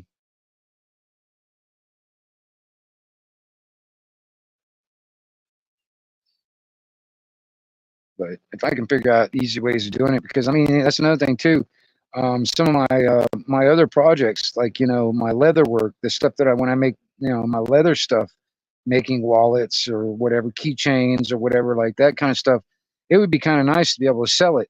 and I wouldn't mind sitting there showing it on my YouTube channel and maybe um, um, you know, kind of using the YouTube channel to kind of help sell my stuff, you know what I mean, or at least to advertise it and show it off, and people can contact me, and I can, you know, make them stuff and sell it that way too, because um, me selling my leather work has been a hard deal, because I've been just selling it to people in my area.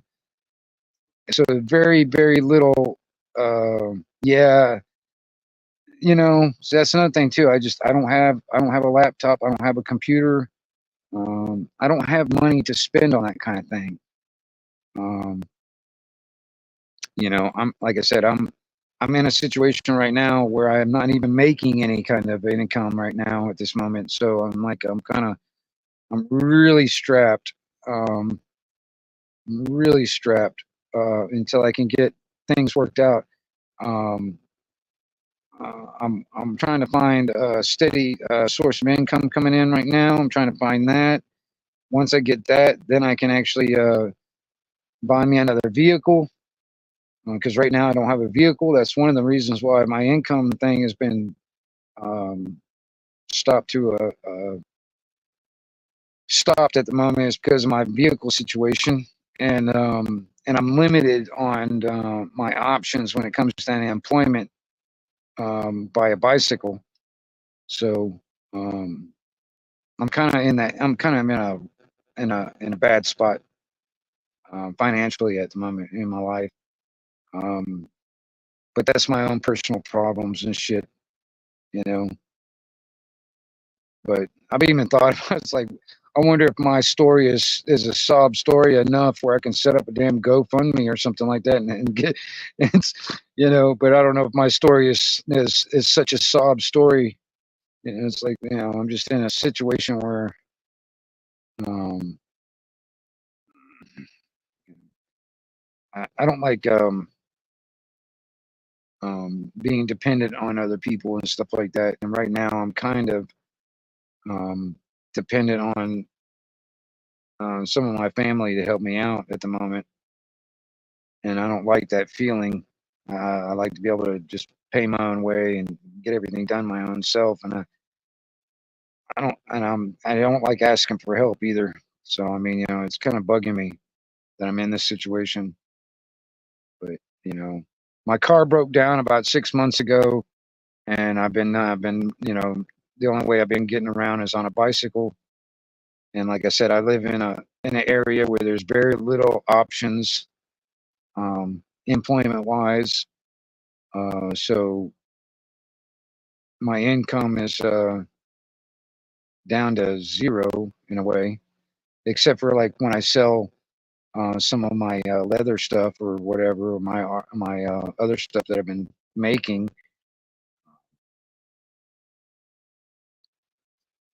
But you know, that's what I'm trying to do, is trying to make up enough money right now to get another vehicle, and then that would broaden, you know, my options when it comes down to employment, where I can make more money, and then I can actually, you know, get everything set up here where I am living a little bit more permanent. Because right now it's still up in the air. It's still up in the air because I don't know what the future holds for me at the moment when it comes down to that. Um, I am working on some stuff. You know, like I said, I'm kind of dependent on um, some family to help me out, and but yeah. So like when it comes down to a lot of stuff, you know, like buying equipment or whatever else that, you know, I might want, I can't really do anything about it. I can't really buy shit. That's why I was like, it would be kind of cool if I could get some of these radio manufacturers to send me shit for free. That's why I don't have to spend money on it anymore. Because I mean, tell you, you know, that's one thing about, you know, what they, you know, what is it? You know, CB. You know what CB actually stands for? It stands for constantly buying. Because if you get into that hobby, man, it's like an addiction, man. You can't stop. You know, it's like you're always buying some more equipment, you know, better radios, different this and that, whatever. It's constantly buying. You know, same thing with ham radios. The same thing. It's one of them hobbies. Like if you get into it, it's like you can spend thousands and thousands of dollars on radio stuff, man, over the years, and still want more. You know what I mean? Yeah. I mean, you know, and honestly, Chris, I'll tell you, I got into cameras for a little while there, and dude, I mean, tell you, like some of the cameras that well, at least the camera that I would love to get, because I switched to DSLR type cameras and stuff, but the one I got had a fixed lens on it, but because I couldn't afford the one I wanted, was the type of camera where you can switch the lenses out. Because I have an old 35 millimeter camera where I have got like 4 or 5 different lenses for that thing. All right. And then when I switched to DSLR, that's what I wanted to get, but I couldn't afford it, man. Hell, just the lenses themselves are freaking expensive. Oh my God. You know, I started talking about like, you know, zoom lenses or macro lenses or whatever. Man, it's like freaking expensive just for the freaking lens, you know, and yeah.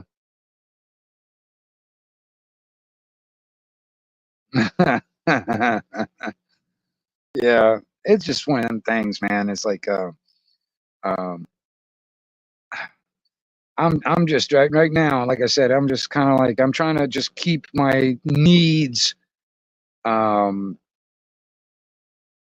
paid for, you know, like keeping me fed, keeping my dogs fed, keeping the lights on, um, you know, keeping everything paid off, which, you know, like I said, I'm having to depend on some of my family to help me out on that, which I hate. I hate that feeling, because you know, it's like now I'm like indebted to them and I owe them something, and I hate being in debt.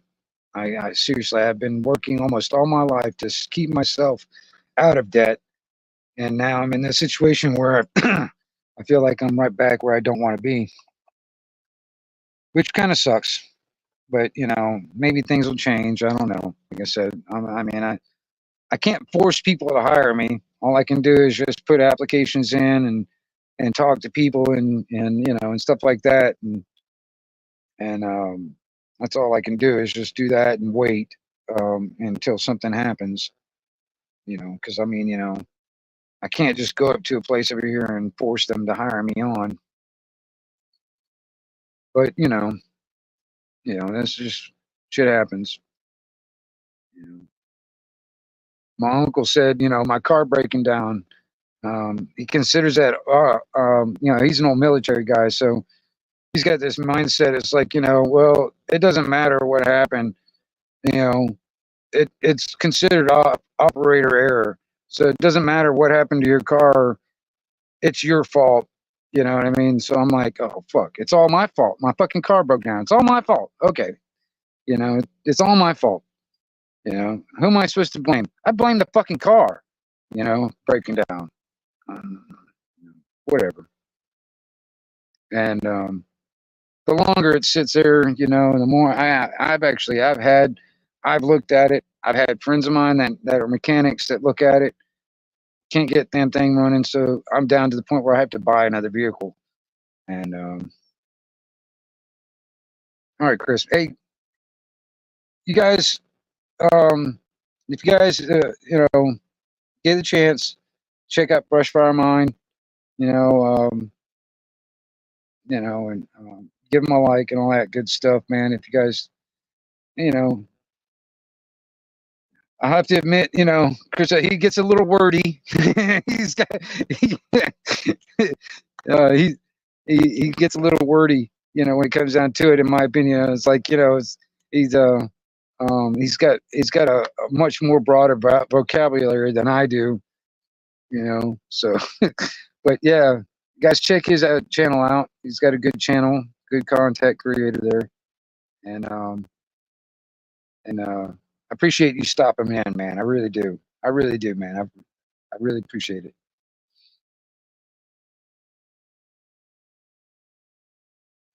You know, and Polarin, I'm gonna tell you, and that's how kind of I'm gonna tell you.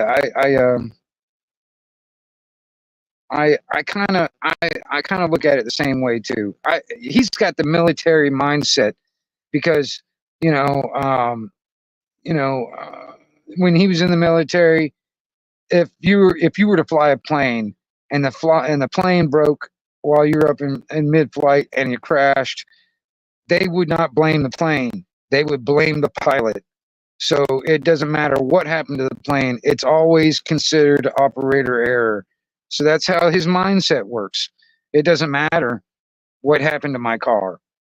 It's my fault that the car broke down, you know? Or if I was just driving along the road and a fucking nail pops in and pops my tire, it's my fault that the fucking tire popped. You know what I mean? So, you know, whatever. Anyway, it's just one of them things, man.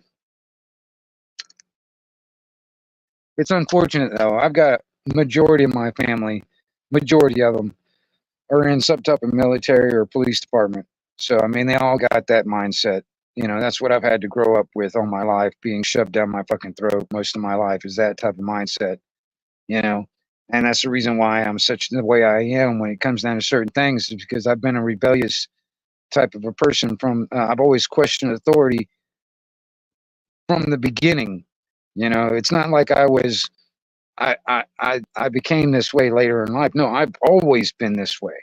I've always questioned authority. I've always been this rebellious. I've always been this type of a black sheep of the family, because you know, majority of my family have all had, you know, they're all in type of military, some type of a police department. So I mean, you know, they've all had that type of mentality, trying to shove it down my throat, and for me to comply.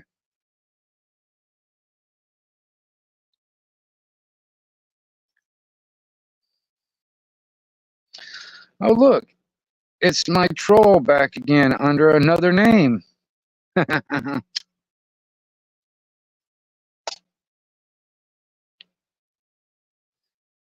Yep. That's another account. That's account number 5 so far. This stream, you know.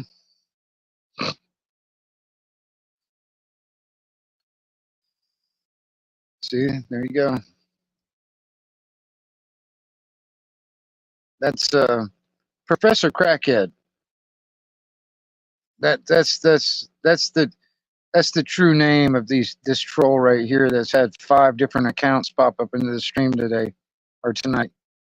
It's Professor Crackhead. That's who that is.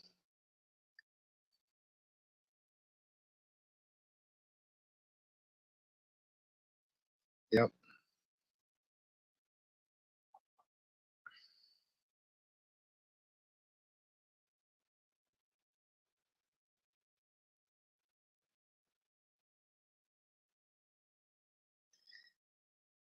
Yep.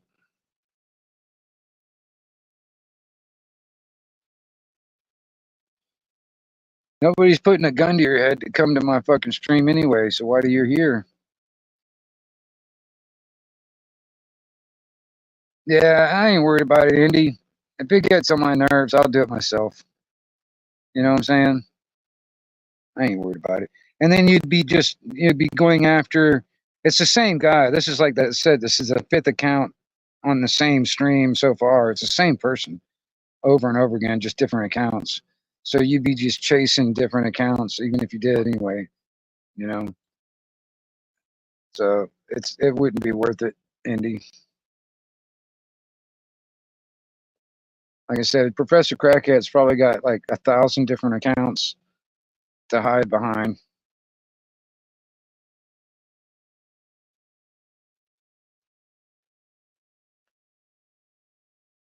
But you know, like I said, my trolls and my haters are my biggest fans. They watch every single one of my videos.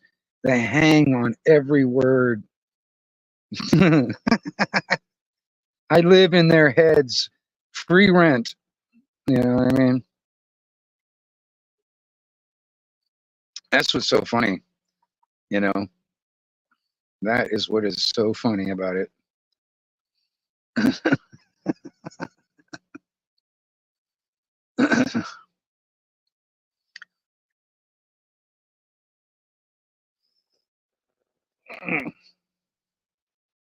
Sitting there keeping my puppy awake. She's in here trying to sleep. Been keeping her awake by talking. That's funny. The puppy's actually, growing up. She's growing up.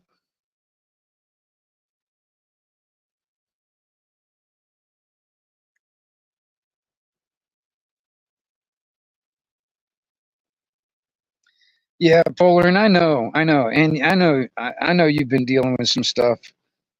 Um, I know. I've been watching. I saw, what was it? Um,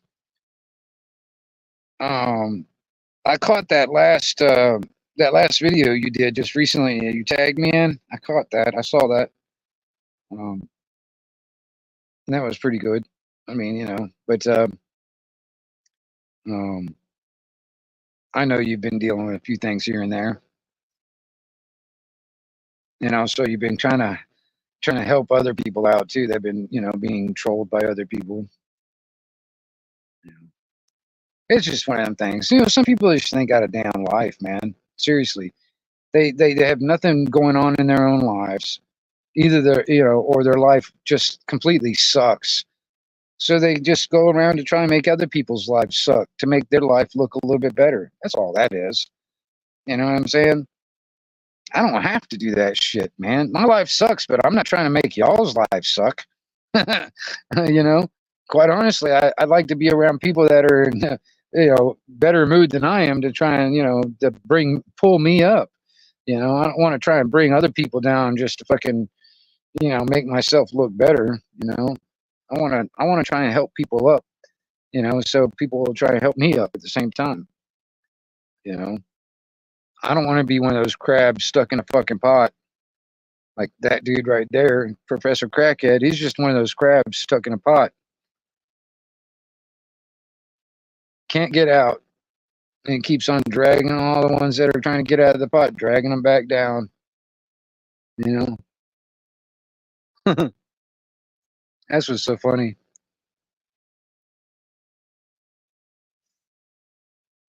It's just going to be even funnier when everything goes to shit.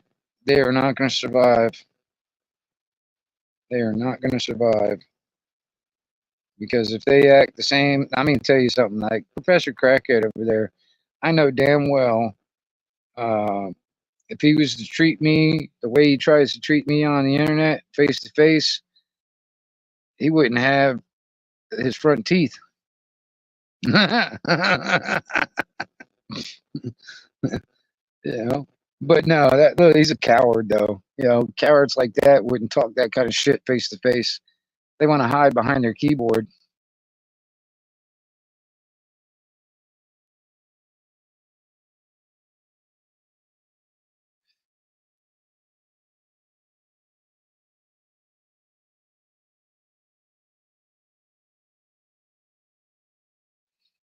But all right, I'm going on 3 hours now, y'all. I don't know if I should just. I was kind of hoping I'd get a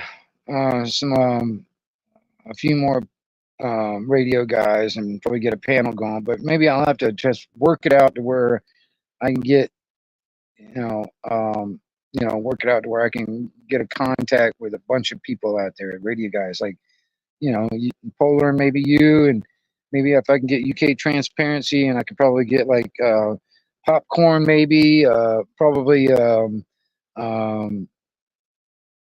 was it UDX 23? Was it a few other? There's a few other people out here on YouTube that are radio guys. Some of these guys that are in CB, some of the guys that are in Ham, and just get a panel up and have nothing but radio talk, and try to inform those people out there that are not familiar with it, and that are that are maybe wanting to get into the hobby, or not necessarily wanting to get into the hobby, just want to be more familiar with radio for a prepper type of scenario, um, and help people kind of get things in. It's like I know Indy out there has got some radios, and she doesn't know that much about them, and she got them really just for the prepper type mentality. But I know she needs a little help. So trying to help her out, for instance, or anybody else that are in that same situation. Um, trying to figure out how to get some stuff programmed, or maybe get some stuff knowledge on how to get things set up. Like for instance, if you don't have any knowledge, you gotta know something about SWR. You gotta know something about antennas. You gotta know something about coax. You gotta know something about the radio itself. So it's not just as simple as just getting a radio and then you're good. There's a little bit more to it. But the basics, just to get people going, just the basics where they don't destroy your equipment. They can actually get on the radio and actually transmit and receive, and maybe even make some contacts, maybe even start, if they get into the hobby to the point of where they want to talk on it. The CB realm is more of those type, that's more of the radio type scenario where you can get on it to just talk to random strangers. Now, this is not necessarily that radio for that, unless you get a ham license and you start, talking on repeaters where there's a lot more people hanging out on repeaters. Then you can actually get more practice and talking to other people and stuff like that. If you don't want to go that route, if you don't want to get a ham license and do that kind of thing, this is more of a tool. This is more of like something that you can use to just talk to somebody that you already know, and that kind of thing. But the CB, you can use this to, talk to like people you already know, but you can also use this to talk to complete strangers. You know what I mean? And make contacts and stuff like that. But like I said, it's a little bit more than just getting a radio and having that. You gotta know something when it comes down to the actual radio, how to operate it. Um, something about your coax, something about your antenna, the basics of SWR. Now and then, like these, having how to program the damn thing. There's a manual. There's a manual way to program it. Using on the keypad, and there's different ways. I've got this other thing. Um, this right here. I got this. It's a little deal that you can plug into your radio, and through Wi-Fi, or not Wi-Fi, or Bluetooth, I can hook this up to my cell phone, and I have an app where I can use the app on my cell phone to program all the frequencies I need to into this, and just using this little deal right here, which is it's a little bit more convenient, but you don't need this, but this is one of those things that you can use to program the frequencies into your radio. This is actually pretty neat, and like I said, all it does is you got your microphone and headphone plugs right there. Plug that in right there, and it'll connect to your phone through Bluetooth. And you got your own, it's got its own app, and you can sit there and program all the frequencies into your app, Bluetooth all that stuff into your radio, and it's already programmed in. That's one way, but like I said, there's also the way, if you don't have the access to the internet and your phone, this is useless. So you got to know how to sit there and do all the programming through the keypad. You gotta know these things. And like I said, it's better. And that's what UKT was actually saying. It's better to actually already have, if you're using something like this, it's better to already have all the frequencies already programmed in there. So if when emergency happen, you don't have to sit there and try to figure out this and that. You already have it already stored in, and you can just go when you need to. And then also, it's like also just trying to work out your group, you know, like your family and friends that you want to keep in contact with, you know, especially people that are close by. Using something like this is something that's for like people that are near you. Unless you're using like repeaters and stuff like that, and you got, you know, according to the FCC and a lot of freaking sad hams, you need a fucking license to use the repeaters. You know what I mean? Because honestly, there's a lot of sad hams out there that will just bitch and moan and cry like a fucking baby if you use the damn repeaters and you're not a licensed ham. But yeah, I've got a lot of repeaters in this one. Actually, I've got a lot of them in there in this one. Um, See, that's another thing too. I've got all the MERS frequencies. I've got all the MERS frequencies, which is 5 different frequencies that are MERS, which is MERS is MURS. I can't remember right offhand what that stands for, but those frequencies you do not need a license to use. And then also all the FRS frequencies, you know, which is family radio service. I think that's what it stands for. FRS frequencies, multi-use radio service. That's MERS. Okay, I couldn't remember right offhand. But the FRS frequencies, like, you know, all those vacuum pack like walkie talkies you can like find at Walmart and shit like that. All those, like those ones that claim they can do like a mile or some shit on the package. All those radios use FRS frequencies. All right.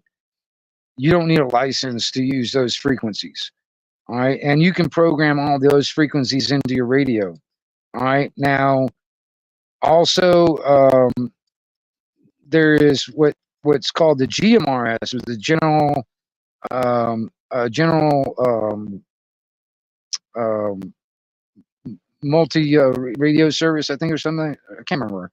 I can't remember what that one is right offhand. GMRS. The FCC wants you to get a damn license for that too. But those frequencies can be programmed in, and like I said, I've got all the GMRS, the FRS, the MERS. I've also got a shitload of. I've got all the on this radio. You can get the airband, which is where I can pick up like airports, airplanes, helicopters. You know, those frequencies. It can pick up the AM airband, which is also pretty cool on this radio. The regular Bofang UV5Rs, they don't pick up the airband, but the UV5RM does. Like I said, let's see, I've got 1, 2, 3, 4, 5, 6, 7, 8, 9, 10, 11, 12. I've probably got about, I don't know, 20 different freaking repeaters already programmed in this. And depending on what kind of antenna on it, depending on what kind of antenna I have on it, which ones I can actually get. Like, for instance, just this antenna, I think I can only pick up one repeater. Actually, I think I can pick up this one. Nope, not with that antenna.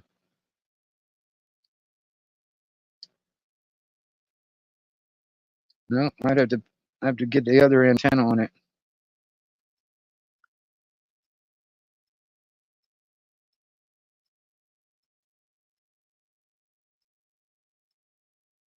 Yeah, I'd have to get the other antenna on it even to pick up that repeater. But that's the. Oh, let's see here. Let me check real quick. What's here? Oh, I'll probably let me try this antenna instead. I think I can pick it up with this antenna. This antenna sucks ass. This is a good antenna if you want just like short range, like people that are really close by. That's about all that thing's good for.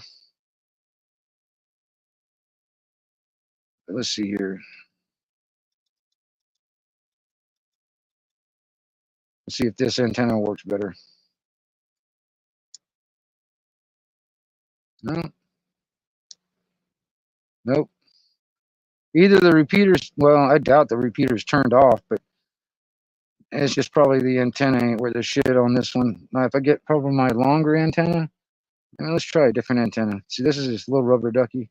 Let's try a different one. Let's try this one. This is a longer one. Let's try this one. See if I can get that. Because that one repeater is probably the one that's the closest one to me. And that's the only one I can really normally pick up. No.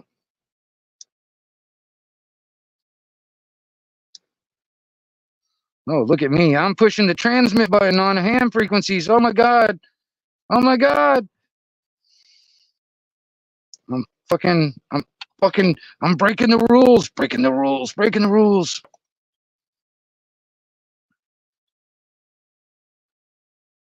Yeah, I'm in kind of a rural area myself. I'm not that far away from town, you know, but I'm kind of in a rural area of Panama City. But like when I get that that Yagi beam hooked up, even with the SWRs to where it is, which I don't think they're that bad at the moment, because I think the gamma match is okay. But like when I get the antenna analyzer hooked up to it, I'm gonna find out for sure if my gamma match is up where it needs to be. You know, sorry, damn, knocked the damn phone down. But when I get the antenna analyzer on the Yagi, I'll get the SWRs back down to where it needs to be. And but as it stands where it's at right now, I can pick up, or I can hit, I think 3 or 4 different repeaters. But you know, like I said, with that homemade antenna that I've got, and then that's another thing too. I've got a homebrew J-pole that I've got sitting up on my tower that I need to actually do some repairs to and probably get that thing running again. And but I think that's for like 2 meters. I think it's for yeah, I think it's for 2 meters. And but get that thing running again, and I can and get that up on the tower, back up on the tower, and I should be able to pick up a few more, or you know, at least the 2 or 3 that are within 100 miles or so of me. But there's that just one particular repeater that, you know, I think it's like within 15 or 20 miles. I normally can, you know, when I'm sitting outside, and might be just because I'm inside the house, but normally when I'm outside, I can pick that thing up pretty easy. But when I get the Yagi hooked back up and the SWRs worked out just right, dude, it's going to be nice. I'll be able to use that all over. And then what I'll do is I'll probably hook that up to my Redneck repeater system. You know, the one where I've got those 2 Baofangs hooked up as a repeater.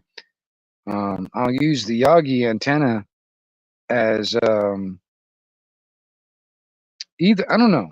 I'll probably use it for the transmitting antenna, and then I'll use my homebrew dipole as a receiver. That's probably what I'll do. I don't know yet. I haven't decided what I want to do. If I want to use that Yagi for the receive or the transmit, I haven't decided.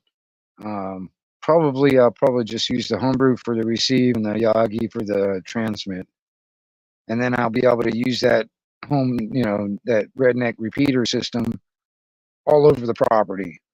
No, you know, I won't have to worry about it. I'll stick that thing up kind of high up on the tower. I don't know. I might be able to just use either the J-pole, maybe the J-pole. I'm not sure yet. I might use the J-pole for the receive part of the repeater and the Yagi for the transmit, and stick that stuff up on the tower. And I'm kind of high up elevation wise compared to like my surroundings. So if I get it up on that tower, even if it's halfway up the tower, I should be able to get all over the property pretty easy using that.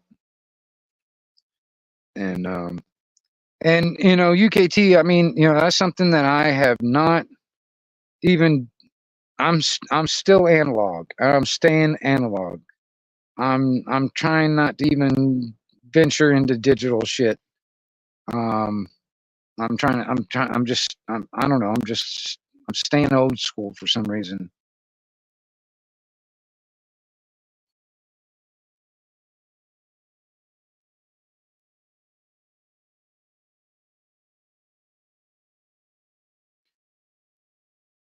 Well, okay, see, okay, you know, I do know that.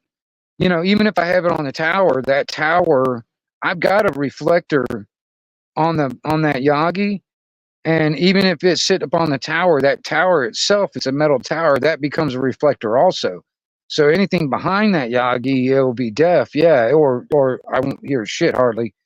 But what I'll, you know, because what I'll do from where it's sitting, I'll just have it pointing out toward the majority part of the property where I'm at, just so I have coverage through the property. And if I point it south, you know, I'll be, you know, pointing, you know, toward the beach. You know what I'm saying? Um, so that, you know, and everything's pretty much downhill from there. You know what I'm saying? I'm kind of up, put it this way, where I'm sitting, I'm like, I don't know, probably like the 15th or 16th highest spot in the whole state of Florida. You know what I mean? I'm like 200 and, I don't know, 215 foot above sea level here where I'm at. And everything else is getting down lower than me. You know, so I mean, if I point it south, everything's downhill from there. You know what I mean? And if I get that thing up on the tower, everything's downhill. So I mean, you know, um, I don't know, but yeah, I mean, you're right when it comes down to that Yagi.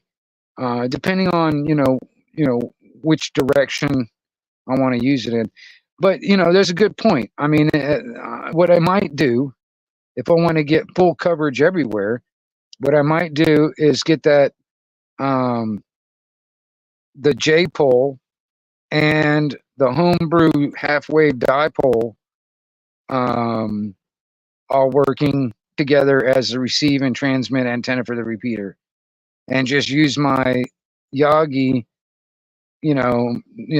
for my own, handheld personal use or whatever. Like if I'm out, out or whatever, I can just use that and I can point it to wherever I wanted to point it to. Um, yeah, and that's basically the idea. That's basically the idea is where I'm sitting, I'll be pointing it out toward the majority of the property. And so it would be covering majority of the property out there. Anything behind that, it wouldn't be necessarily on the property. It wouldn't be pointing on the property. It would be pointing outside the property anyway. You know what I mean? Because I mean, south. If I point south or south, let's see, or southwest, southeast, that's pretty much giving the coverage of the property. And anything that's north, that's not even pointing on the property. That's pointing outside the property anyway. But yeah, like I said, I mean, I have different options, and I have the options of making my own antennas. So there's that. I could probably just make my own.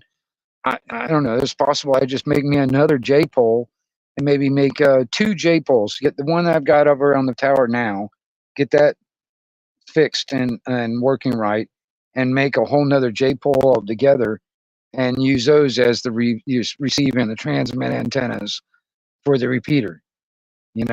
Um, that might be what I'll do.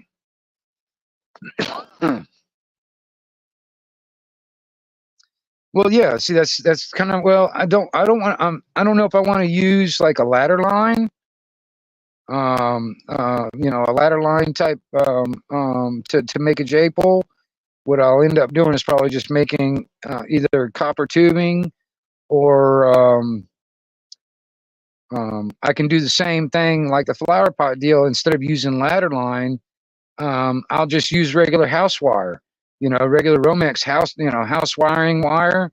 I'll use that and put it inside some PVC pipe, and that'll be my antenna, a J pole, as a J pole inside that PVC pipe. Instead of using ladder line, just use regular, what is that? I don't know, was that 12 gauge wire or something like that?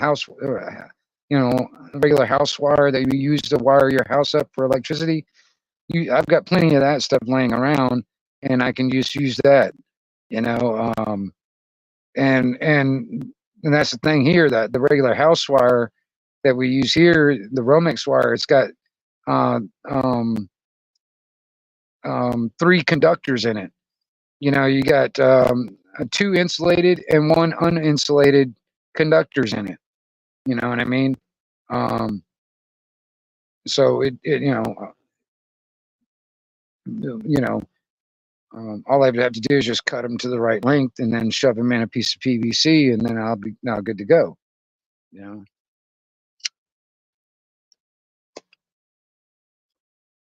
So, I mean, there's a lot of different options. And like I said, I just found, I had it stored away or something like that. I just found it not too long ago. It's the antenna analyzer.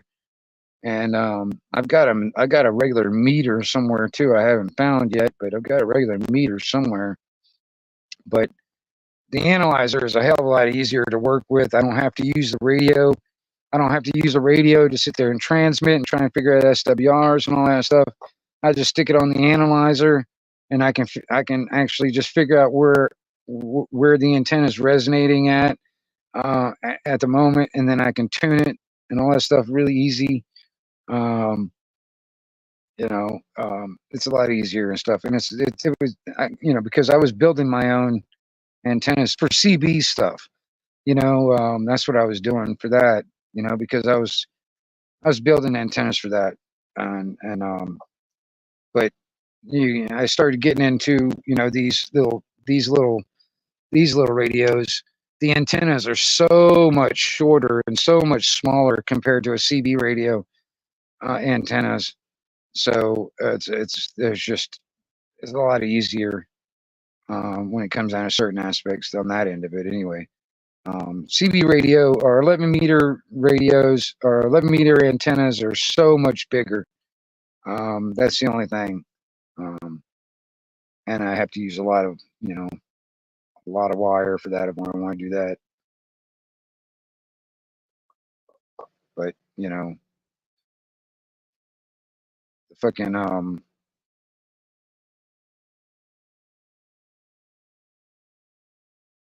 like the 70 centimeter was it no, it's a 2 meter, I think is what is it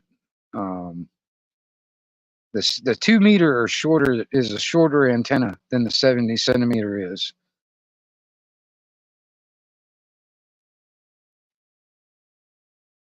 Yeah, well, see, that's the thing. I've got a radio that will do all that stuff. I've got an ICOM.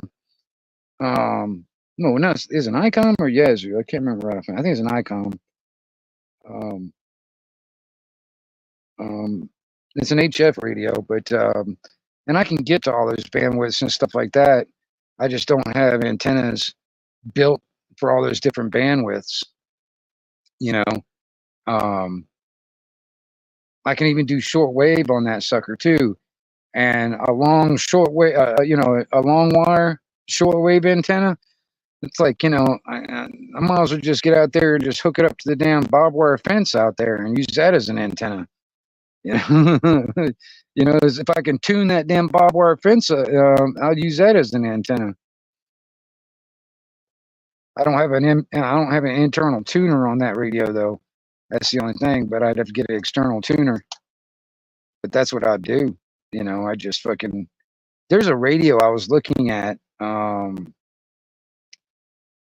I can't remember the name of it right offhand. But it's got an internal tuner in this thing, And I'm gonna tell you something, man. You can hook almost anything to that damn radio, and it will tune that damn thing. Hell, I saw a guy that was just doing random shit, just random things that he hooked up to this thing to see if it will become an antenna. He went down to the local grocery store, sitting out in the parking lot, and hooked up one of them shopping carts, just a regular shopping cart buggy. He just hooked that to the radio, and the damn radio tuned that shopping cart um, to be an antenna. And he made a couple of contacts using a freaking shopping cart. I thought that was cool. You know what I mean? It's got a that thing. This thing will tune anything you hook up to it, pretty much, um, to be an antenna. It's pretty nice. I can't remember what the name of the radio is right offhand, but I thought about it. I was like, man, and they're not that expensive, but it's more than I've got at the moment. But I mean, if I wanted to get me some more radio stuff, man, I would love to get one of those, because um, then I can pretty much, hook that thing to anything, and I can use that as the antenna. Like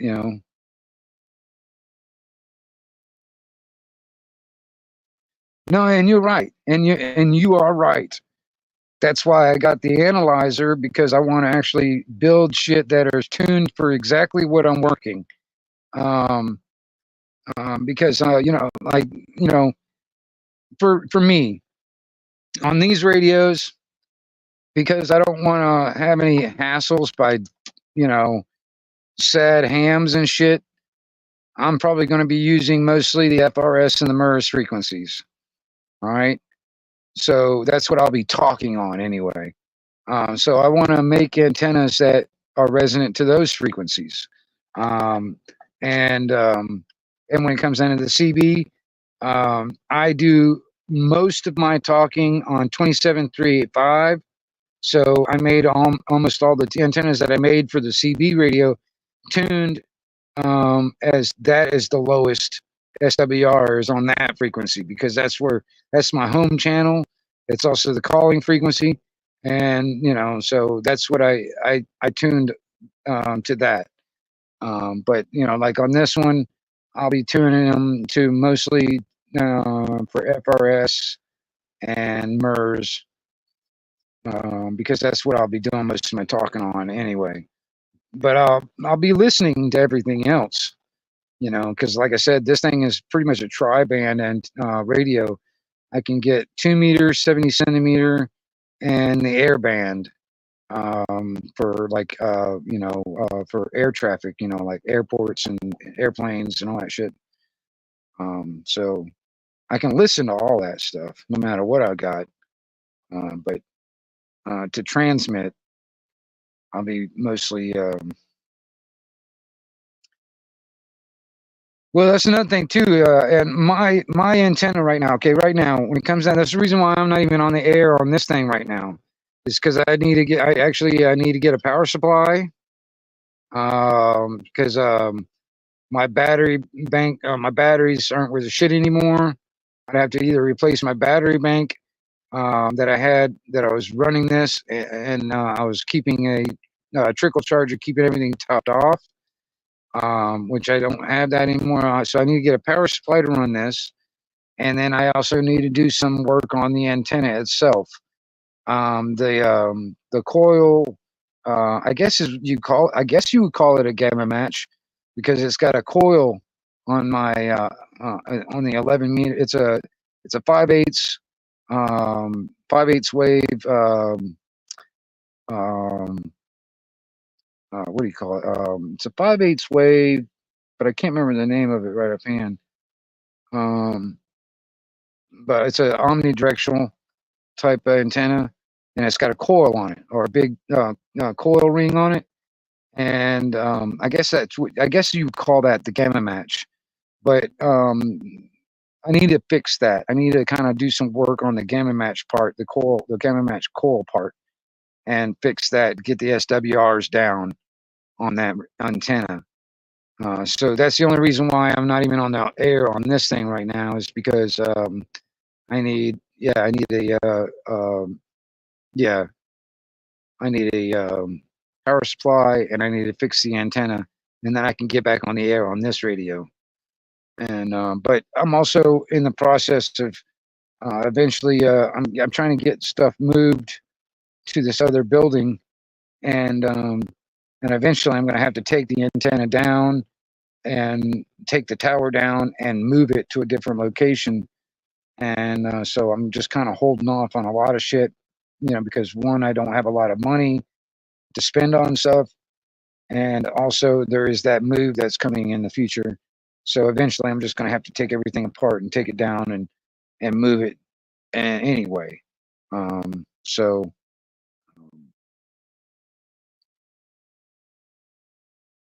well, I'm looking into it. I've got some different options I'm working on.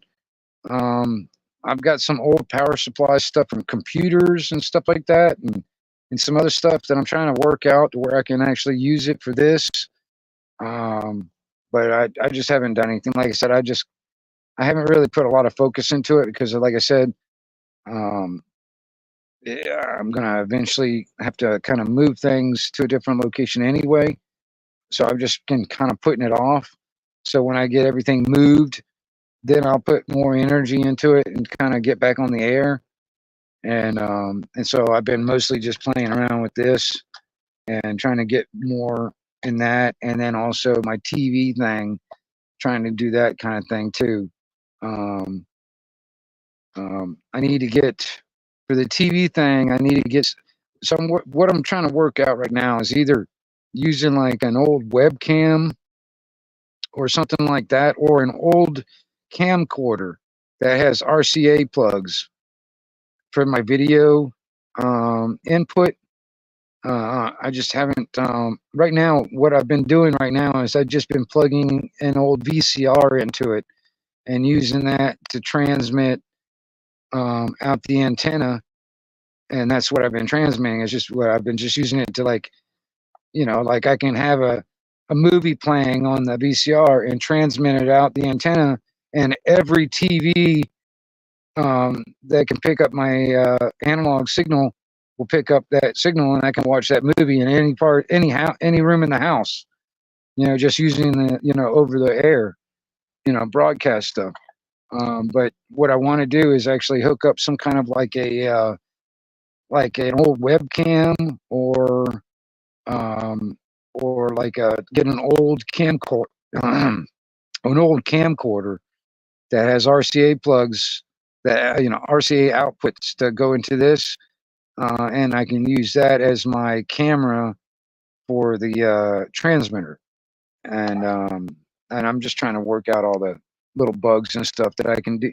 If I can do it for myself, then I can actually just repeat that process for my neighbor, for my cousin down the way, and have him set up so we can use that to talk to each other. And then if I can, I've been looking at amplifiers that I can put in line on this stuff. Um, I don't really want to push out. Honestly, I was sitting there thinking maybe 50 watts is probably more than enough. But I've been looking at old television amplifiers or television type stuff, and the ones that I've been seeing like on eBay or even Amazon, like, well, actually eBay. It was mostly eBay. They're like a kilowatt or more, and I don't really know if I want to push out more than a kilowatt at the moment on the television thing yet. I want to try and start small, is what I'm thinking. But I also I want to have more options other than just channel 3 and 4. I want to actually have a few more channel options, because I've got a few of these different brands and styles, but they're all just channel 3 and 4. And they don't really push out a lot when it comes down to wattage. If I can push out a little bit more wattage and make a better antenna, this will be a good thing to have, to use, to broadcast pirate television stuff. You know what I mean?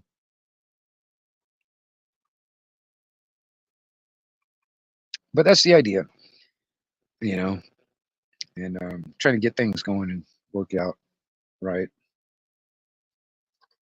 But you know, when I move all my stuff over, I'll have this back on the air, and you know, because it's been a while actually. I got a buddy of mine that's not that far away from me. He wants me back on the air so bad because he's getting, you know, he misses hearing me out there and all that shit. I'm just like, dude, you know, when I get a power supply and I fix the antenna, I'll get back on the air and all that stuff. And he's like, all right, man. You know, so I'm working on it. Like I said, a lot of it has to do with money, you know, but I'm working on it. Yeah, the conditions have been good, man. I'm gonna tell you, it's like, you know, it's like I'd say probably like what 1, 2 o'clock in the afternoon over there is when it starts becoming, you know, morning time over here. You know what I mean? Well, yeah, it is morning time over here, and that's when the propagation has been good. You know, from getting across the pond and all that shit. You know, and I've been missing out on all that skip for the past few months, and actually for about a year now, I've been missing out on that skip, and it's been sucking. Um,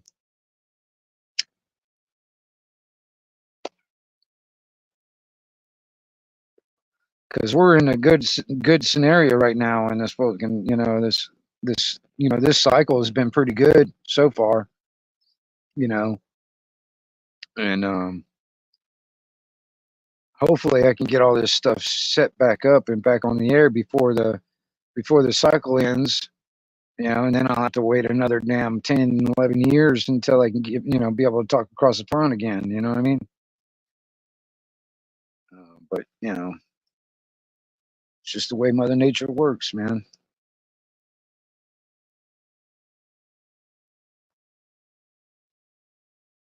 Well, that's the thing. It's like I'm kind of hoping that you know, I can get all this stuff done. You know, it'll take a while before it starts going back down. You know, it'll take a little while before it starts going back down. But hopefully, I can get all this stuff all set back up and ready. You know, when it hits its peak. You know what I'm saying? Because I'm gonna tell you something, man. You know, it's nice to be able to get across the pond in the mornings and in the evenings, man. Just before the gray line and all that stuff in the evenings, I can hit Australia, New Zealand, you know, and all that stuff over there, Hawaii, and all that stuff over there on the west of me, you know. Um, I mean, you know, because I mean, you know, a lot of times I could, you know, a majority of the time I can hear Canada, majority of the time I can hear the West Indies and all that other shit. But I enjoy getting across the pond, down across over into UK and Ireland, Scotland, you know, and stuff like that. And then in the evenings I can hit Australia, New Zealand, and all that shit over there. And maybe when the peak of the cycle happens, like last cycle, I actually got as far as Japan, which I only did that once. That was like, you know, what 12 years ago, something like that. Last cycle, I only did it once. I made a contact over in Japan with a guy named Toshi. And it was basically a short contact, but that was pretty cool because I've never gotten out toward Japan. You know, I mean, and it was kind of neat too. I was talking to a guy in Australia who lives in if you're looking at a map, he's on the southeastern part of Australia, down toward Tasmania. And I was talking to him, you know, and the conditions were great, you know, where, you know, it was like he was a next door neighbor. All right. He could hear a guy in Japan hollering for me because the guy in Japan can hear me, but I couldn't hear the guy in Japan. All right.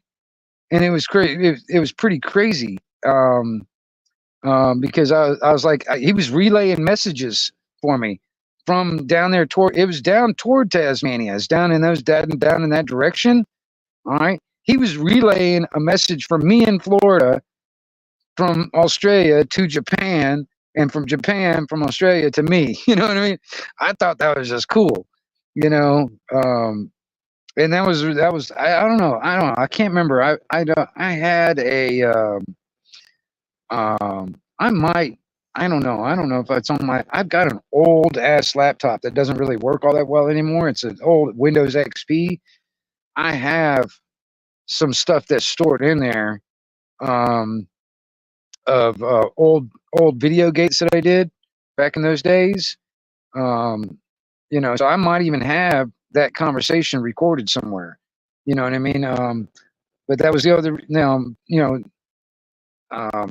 I used to, you know, a long time ago, I used to, this is probably like 10 or, I don't know, probably like, no, closer to 20 years ago, 15 or 20 years ago, or 15 or so years ago. Anyway, I used to be on Facebook at one time.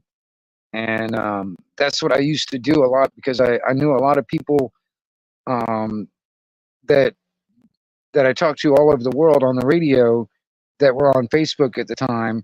And it was kind of nice that, you know, we could talk to each other even when the conditions weren't there on the radio. We could still talk to each other through Facebook. And I kind of do the same thing on YouTube now. I try to keep in contact with people that that I talk to on the radio, and I try to do the same thing on YouTube. You know, it's like if I want to talk to them and stuff like that, you know, we can still keep in contact. And then I like to make video gates of it.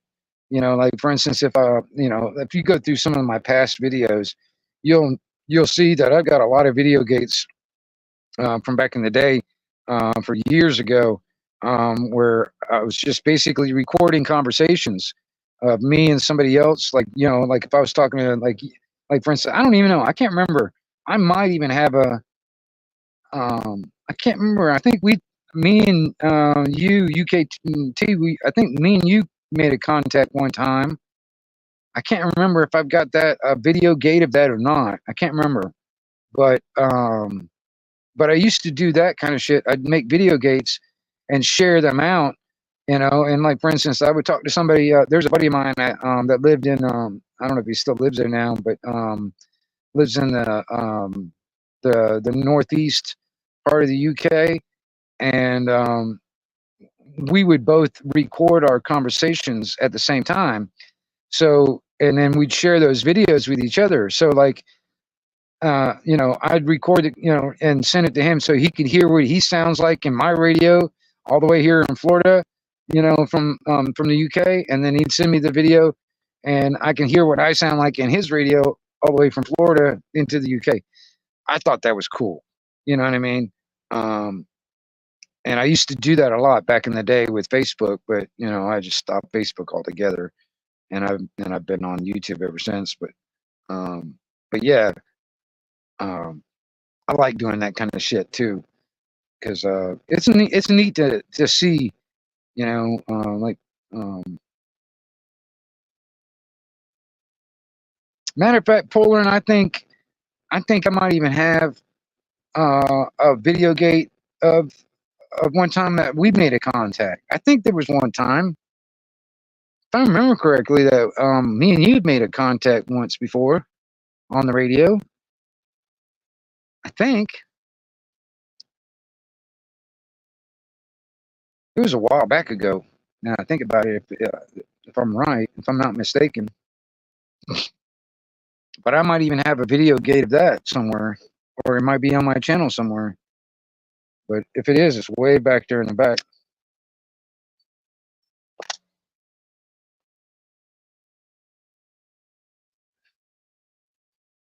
We'll see. Okay, you know, I'll have to look into that thing too eventually. Yeah, partial contact. Yeah, I can't remember. I think I remember we did make a contact. I think once before on the radio. But I'll have to look into that thing when it comes down to it, because it's a Windows XP laptop, and I had a audio editing program and a video editing program on there.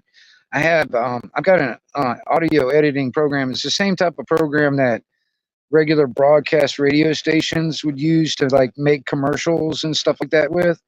I used to do a lot of stuff because I have all that hooked up to, I've had all that stuff hooked up to this thing, and so I can do like recordings of that and stuff like that. Because I probably got, a hard drive somewhere with a bunch of old recordings on that thing. People that are not even alive anymore. I've got probably recordings of them somewhere on those hard drives. Old stuff, man. Um, I don't even know if I can. I'd have to figure out some way of getting into those hard drives again. But yeah, I've got stuff stored away. I've got all kinds of audio shit from years ago recorded.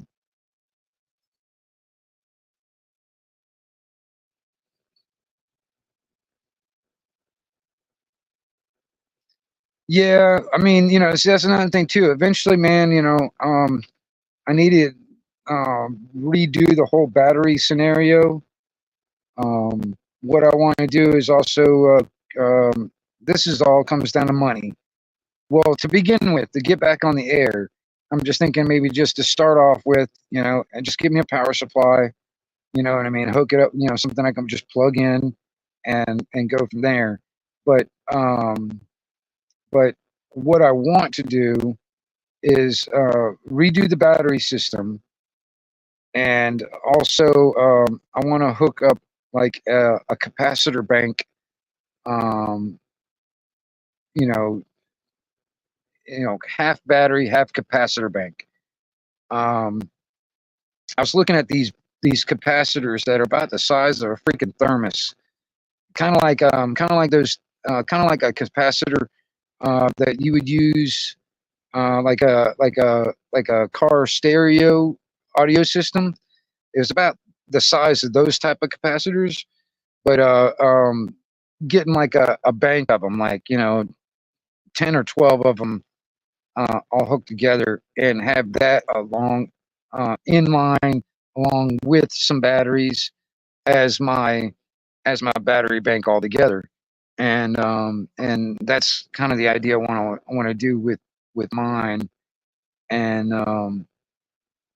to just run all my radio equipment. You know what I'm saying? And because if everything goes, the power goes out and all that shit, that's one of the reasons. You know, when I had all that stuff hooked up, when I went through Hurricane Michael, power was out for like almost 2 weeks. I was on the radio the whole time. I was on the radio the whole time. I had solar panels out there keeping all my batteries topped off. I was able to talk. I was able to listen.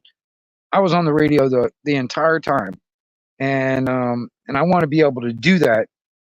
You know, if anything happens, the power goes out for whatever reason, I still want to be able to use my radio stuff. And even to keep these things charged up, I've got solar panels and stuff like that to run to an inverter to charge these things up. You know what I mean? Because I mean this, like for instance, this has got a USB-C type connection. That's like a regular cell phone type connection. I can use a battery bank, like a cell phone battery bank to charge this battery. And all I have to do is just keep the solar panels charging those battery banks up, and I can keep these going. You know what I mean? So, yeah, a lot of it has to do with money at the moment, but eventually I'll get things going again. I just gotta, I gotta get the uh, the job scenario worked out, and income coming in, and everything kind of moved into the other spot. I'm still trying to decide. I mean, I don't know. I'm trying to decide if I want to just keep this spot where I'm at right now as my radio room, but I kind of like the convenience of be able to just crawl out of the bed and I can go to the radio. So when I move everything over to the other spot, that's the reason why I'm saying I'm probably going to eventually, I'm just going to have to take everything out take the tower down, the antenna down, and everything, and then transfer it over to the other spot and put everything back up. And you know, I don't know. It's stuff in the works. You know, like I said, a lot of it has to do with money when it comes down to a lot of my shit right now. And who knows? Who knows how much time we've got left? You know what I'm saying? And I don't want to be a fear monger or anything in that, but still, you know, it's like, who knows how much time we got left? Rice and peas.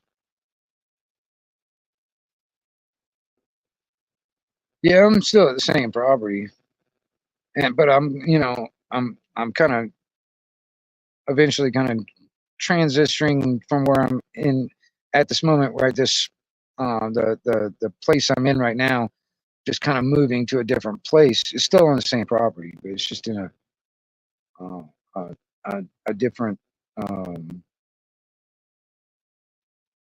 a different place. You know what I'm saying? I don't know. I think I showed a video one time when I was doing some work on it, putting some electrical stuff in some of those buildings. Um, there's been some, we've been doing some work on that stuff recently. Got some power run into the shop area, got some shelves and shit like that put in there, and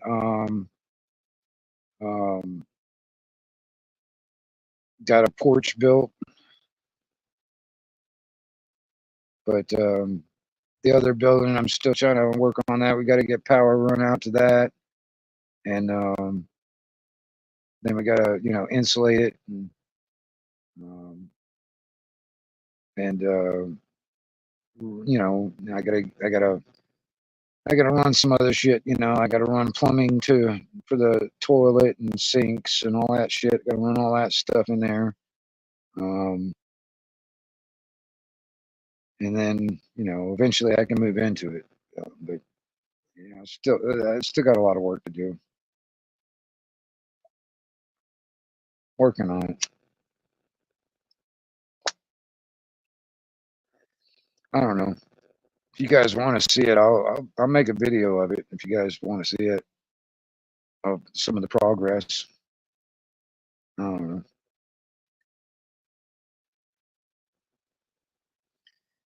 Yeah, I'm glad too. But like I said, I'm still kind of, you know, in my situation at this very second.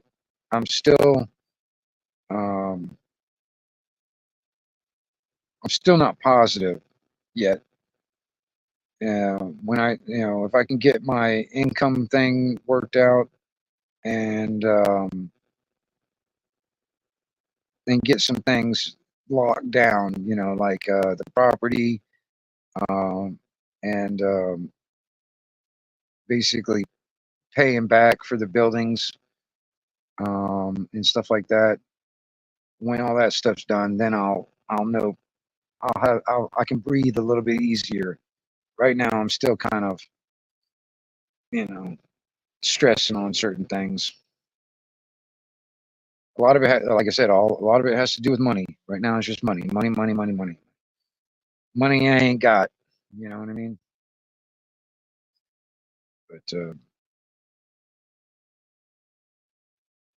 But you know,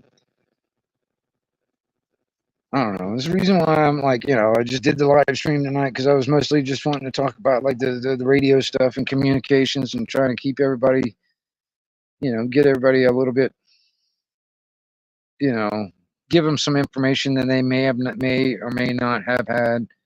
Um, it comes down to certain things. So, you know, helping people out, trying to do what I can to help some people out.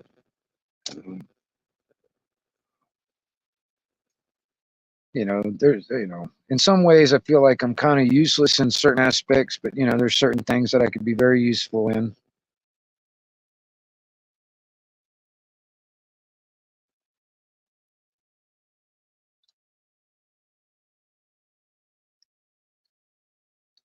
Yeah, no worries. I think I'm about to shut it down anyway, you guys. Because I mean, hell, I'm getting on. It's getting close to 4 hours of me rambling on, And I really, like I said, all you radio guys out there, I'll try and do like a video or another live stream one of these days and try and get everybody, all you radio guys, on a panel so we can talk about radio stuff. And maybe we can help some people out there that are not very familiar with the stuff, and maybe help them out, you know, all that kind of shit, because there's a lot of people out there that really need the help and don't know exactly where to go with it. And then on top of that, um, maybe get some more people in the hobby. If not in the hobby, at least get them prepared for emergency scenarios. A little bit more knowledgeable about what equipment they might have purchased, and equipment that they might have gotten or are going to get, or whatever, how to use them without messing them up, different accessories they should be able to get if they got something like this, what kind of accessories they need to get or they should look into getting, stuff like that. And what I'll do is I'll do a line. What I'll do is I'll do a notification, and I'll try and make it, far enough ahead, so there'll be, you'll have enough time, or something like that. And depending on, I don't know, the time difference between UK and America, it depends on what time of the day I do it. It's like when I'll be getting everybody. So I'm not even sure what would be the best time, to even do it. I don't know. So, but I'll try and make it in a notification early enough where there'll be enough time so people can gather, and hopefully I can get enough people in there and get, I don't know, 5 or 6 people up on panel, I'll with a little bit of their own little knowledge here and there on CB, ham radio, or whatever, and talk about it. But anyway, you guys, I really appreciate every one of you guys coming in and hanging out with me, and I'll catch all you guys on the flip side. I'm all over the place, so I'll probably see you on another live stream or another channel somewhere. So you guys have a good one out there, and I'm out.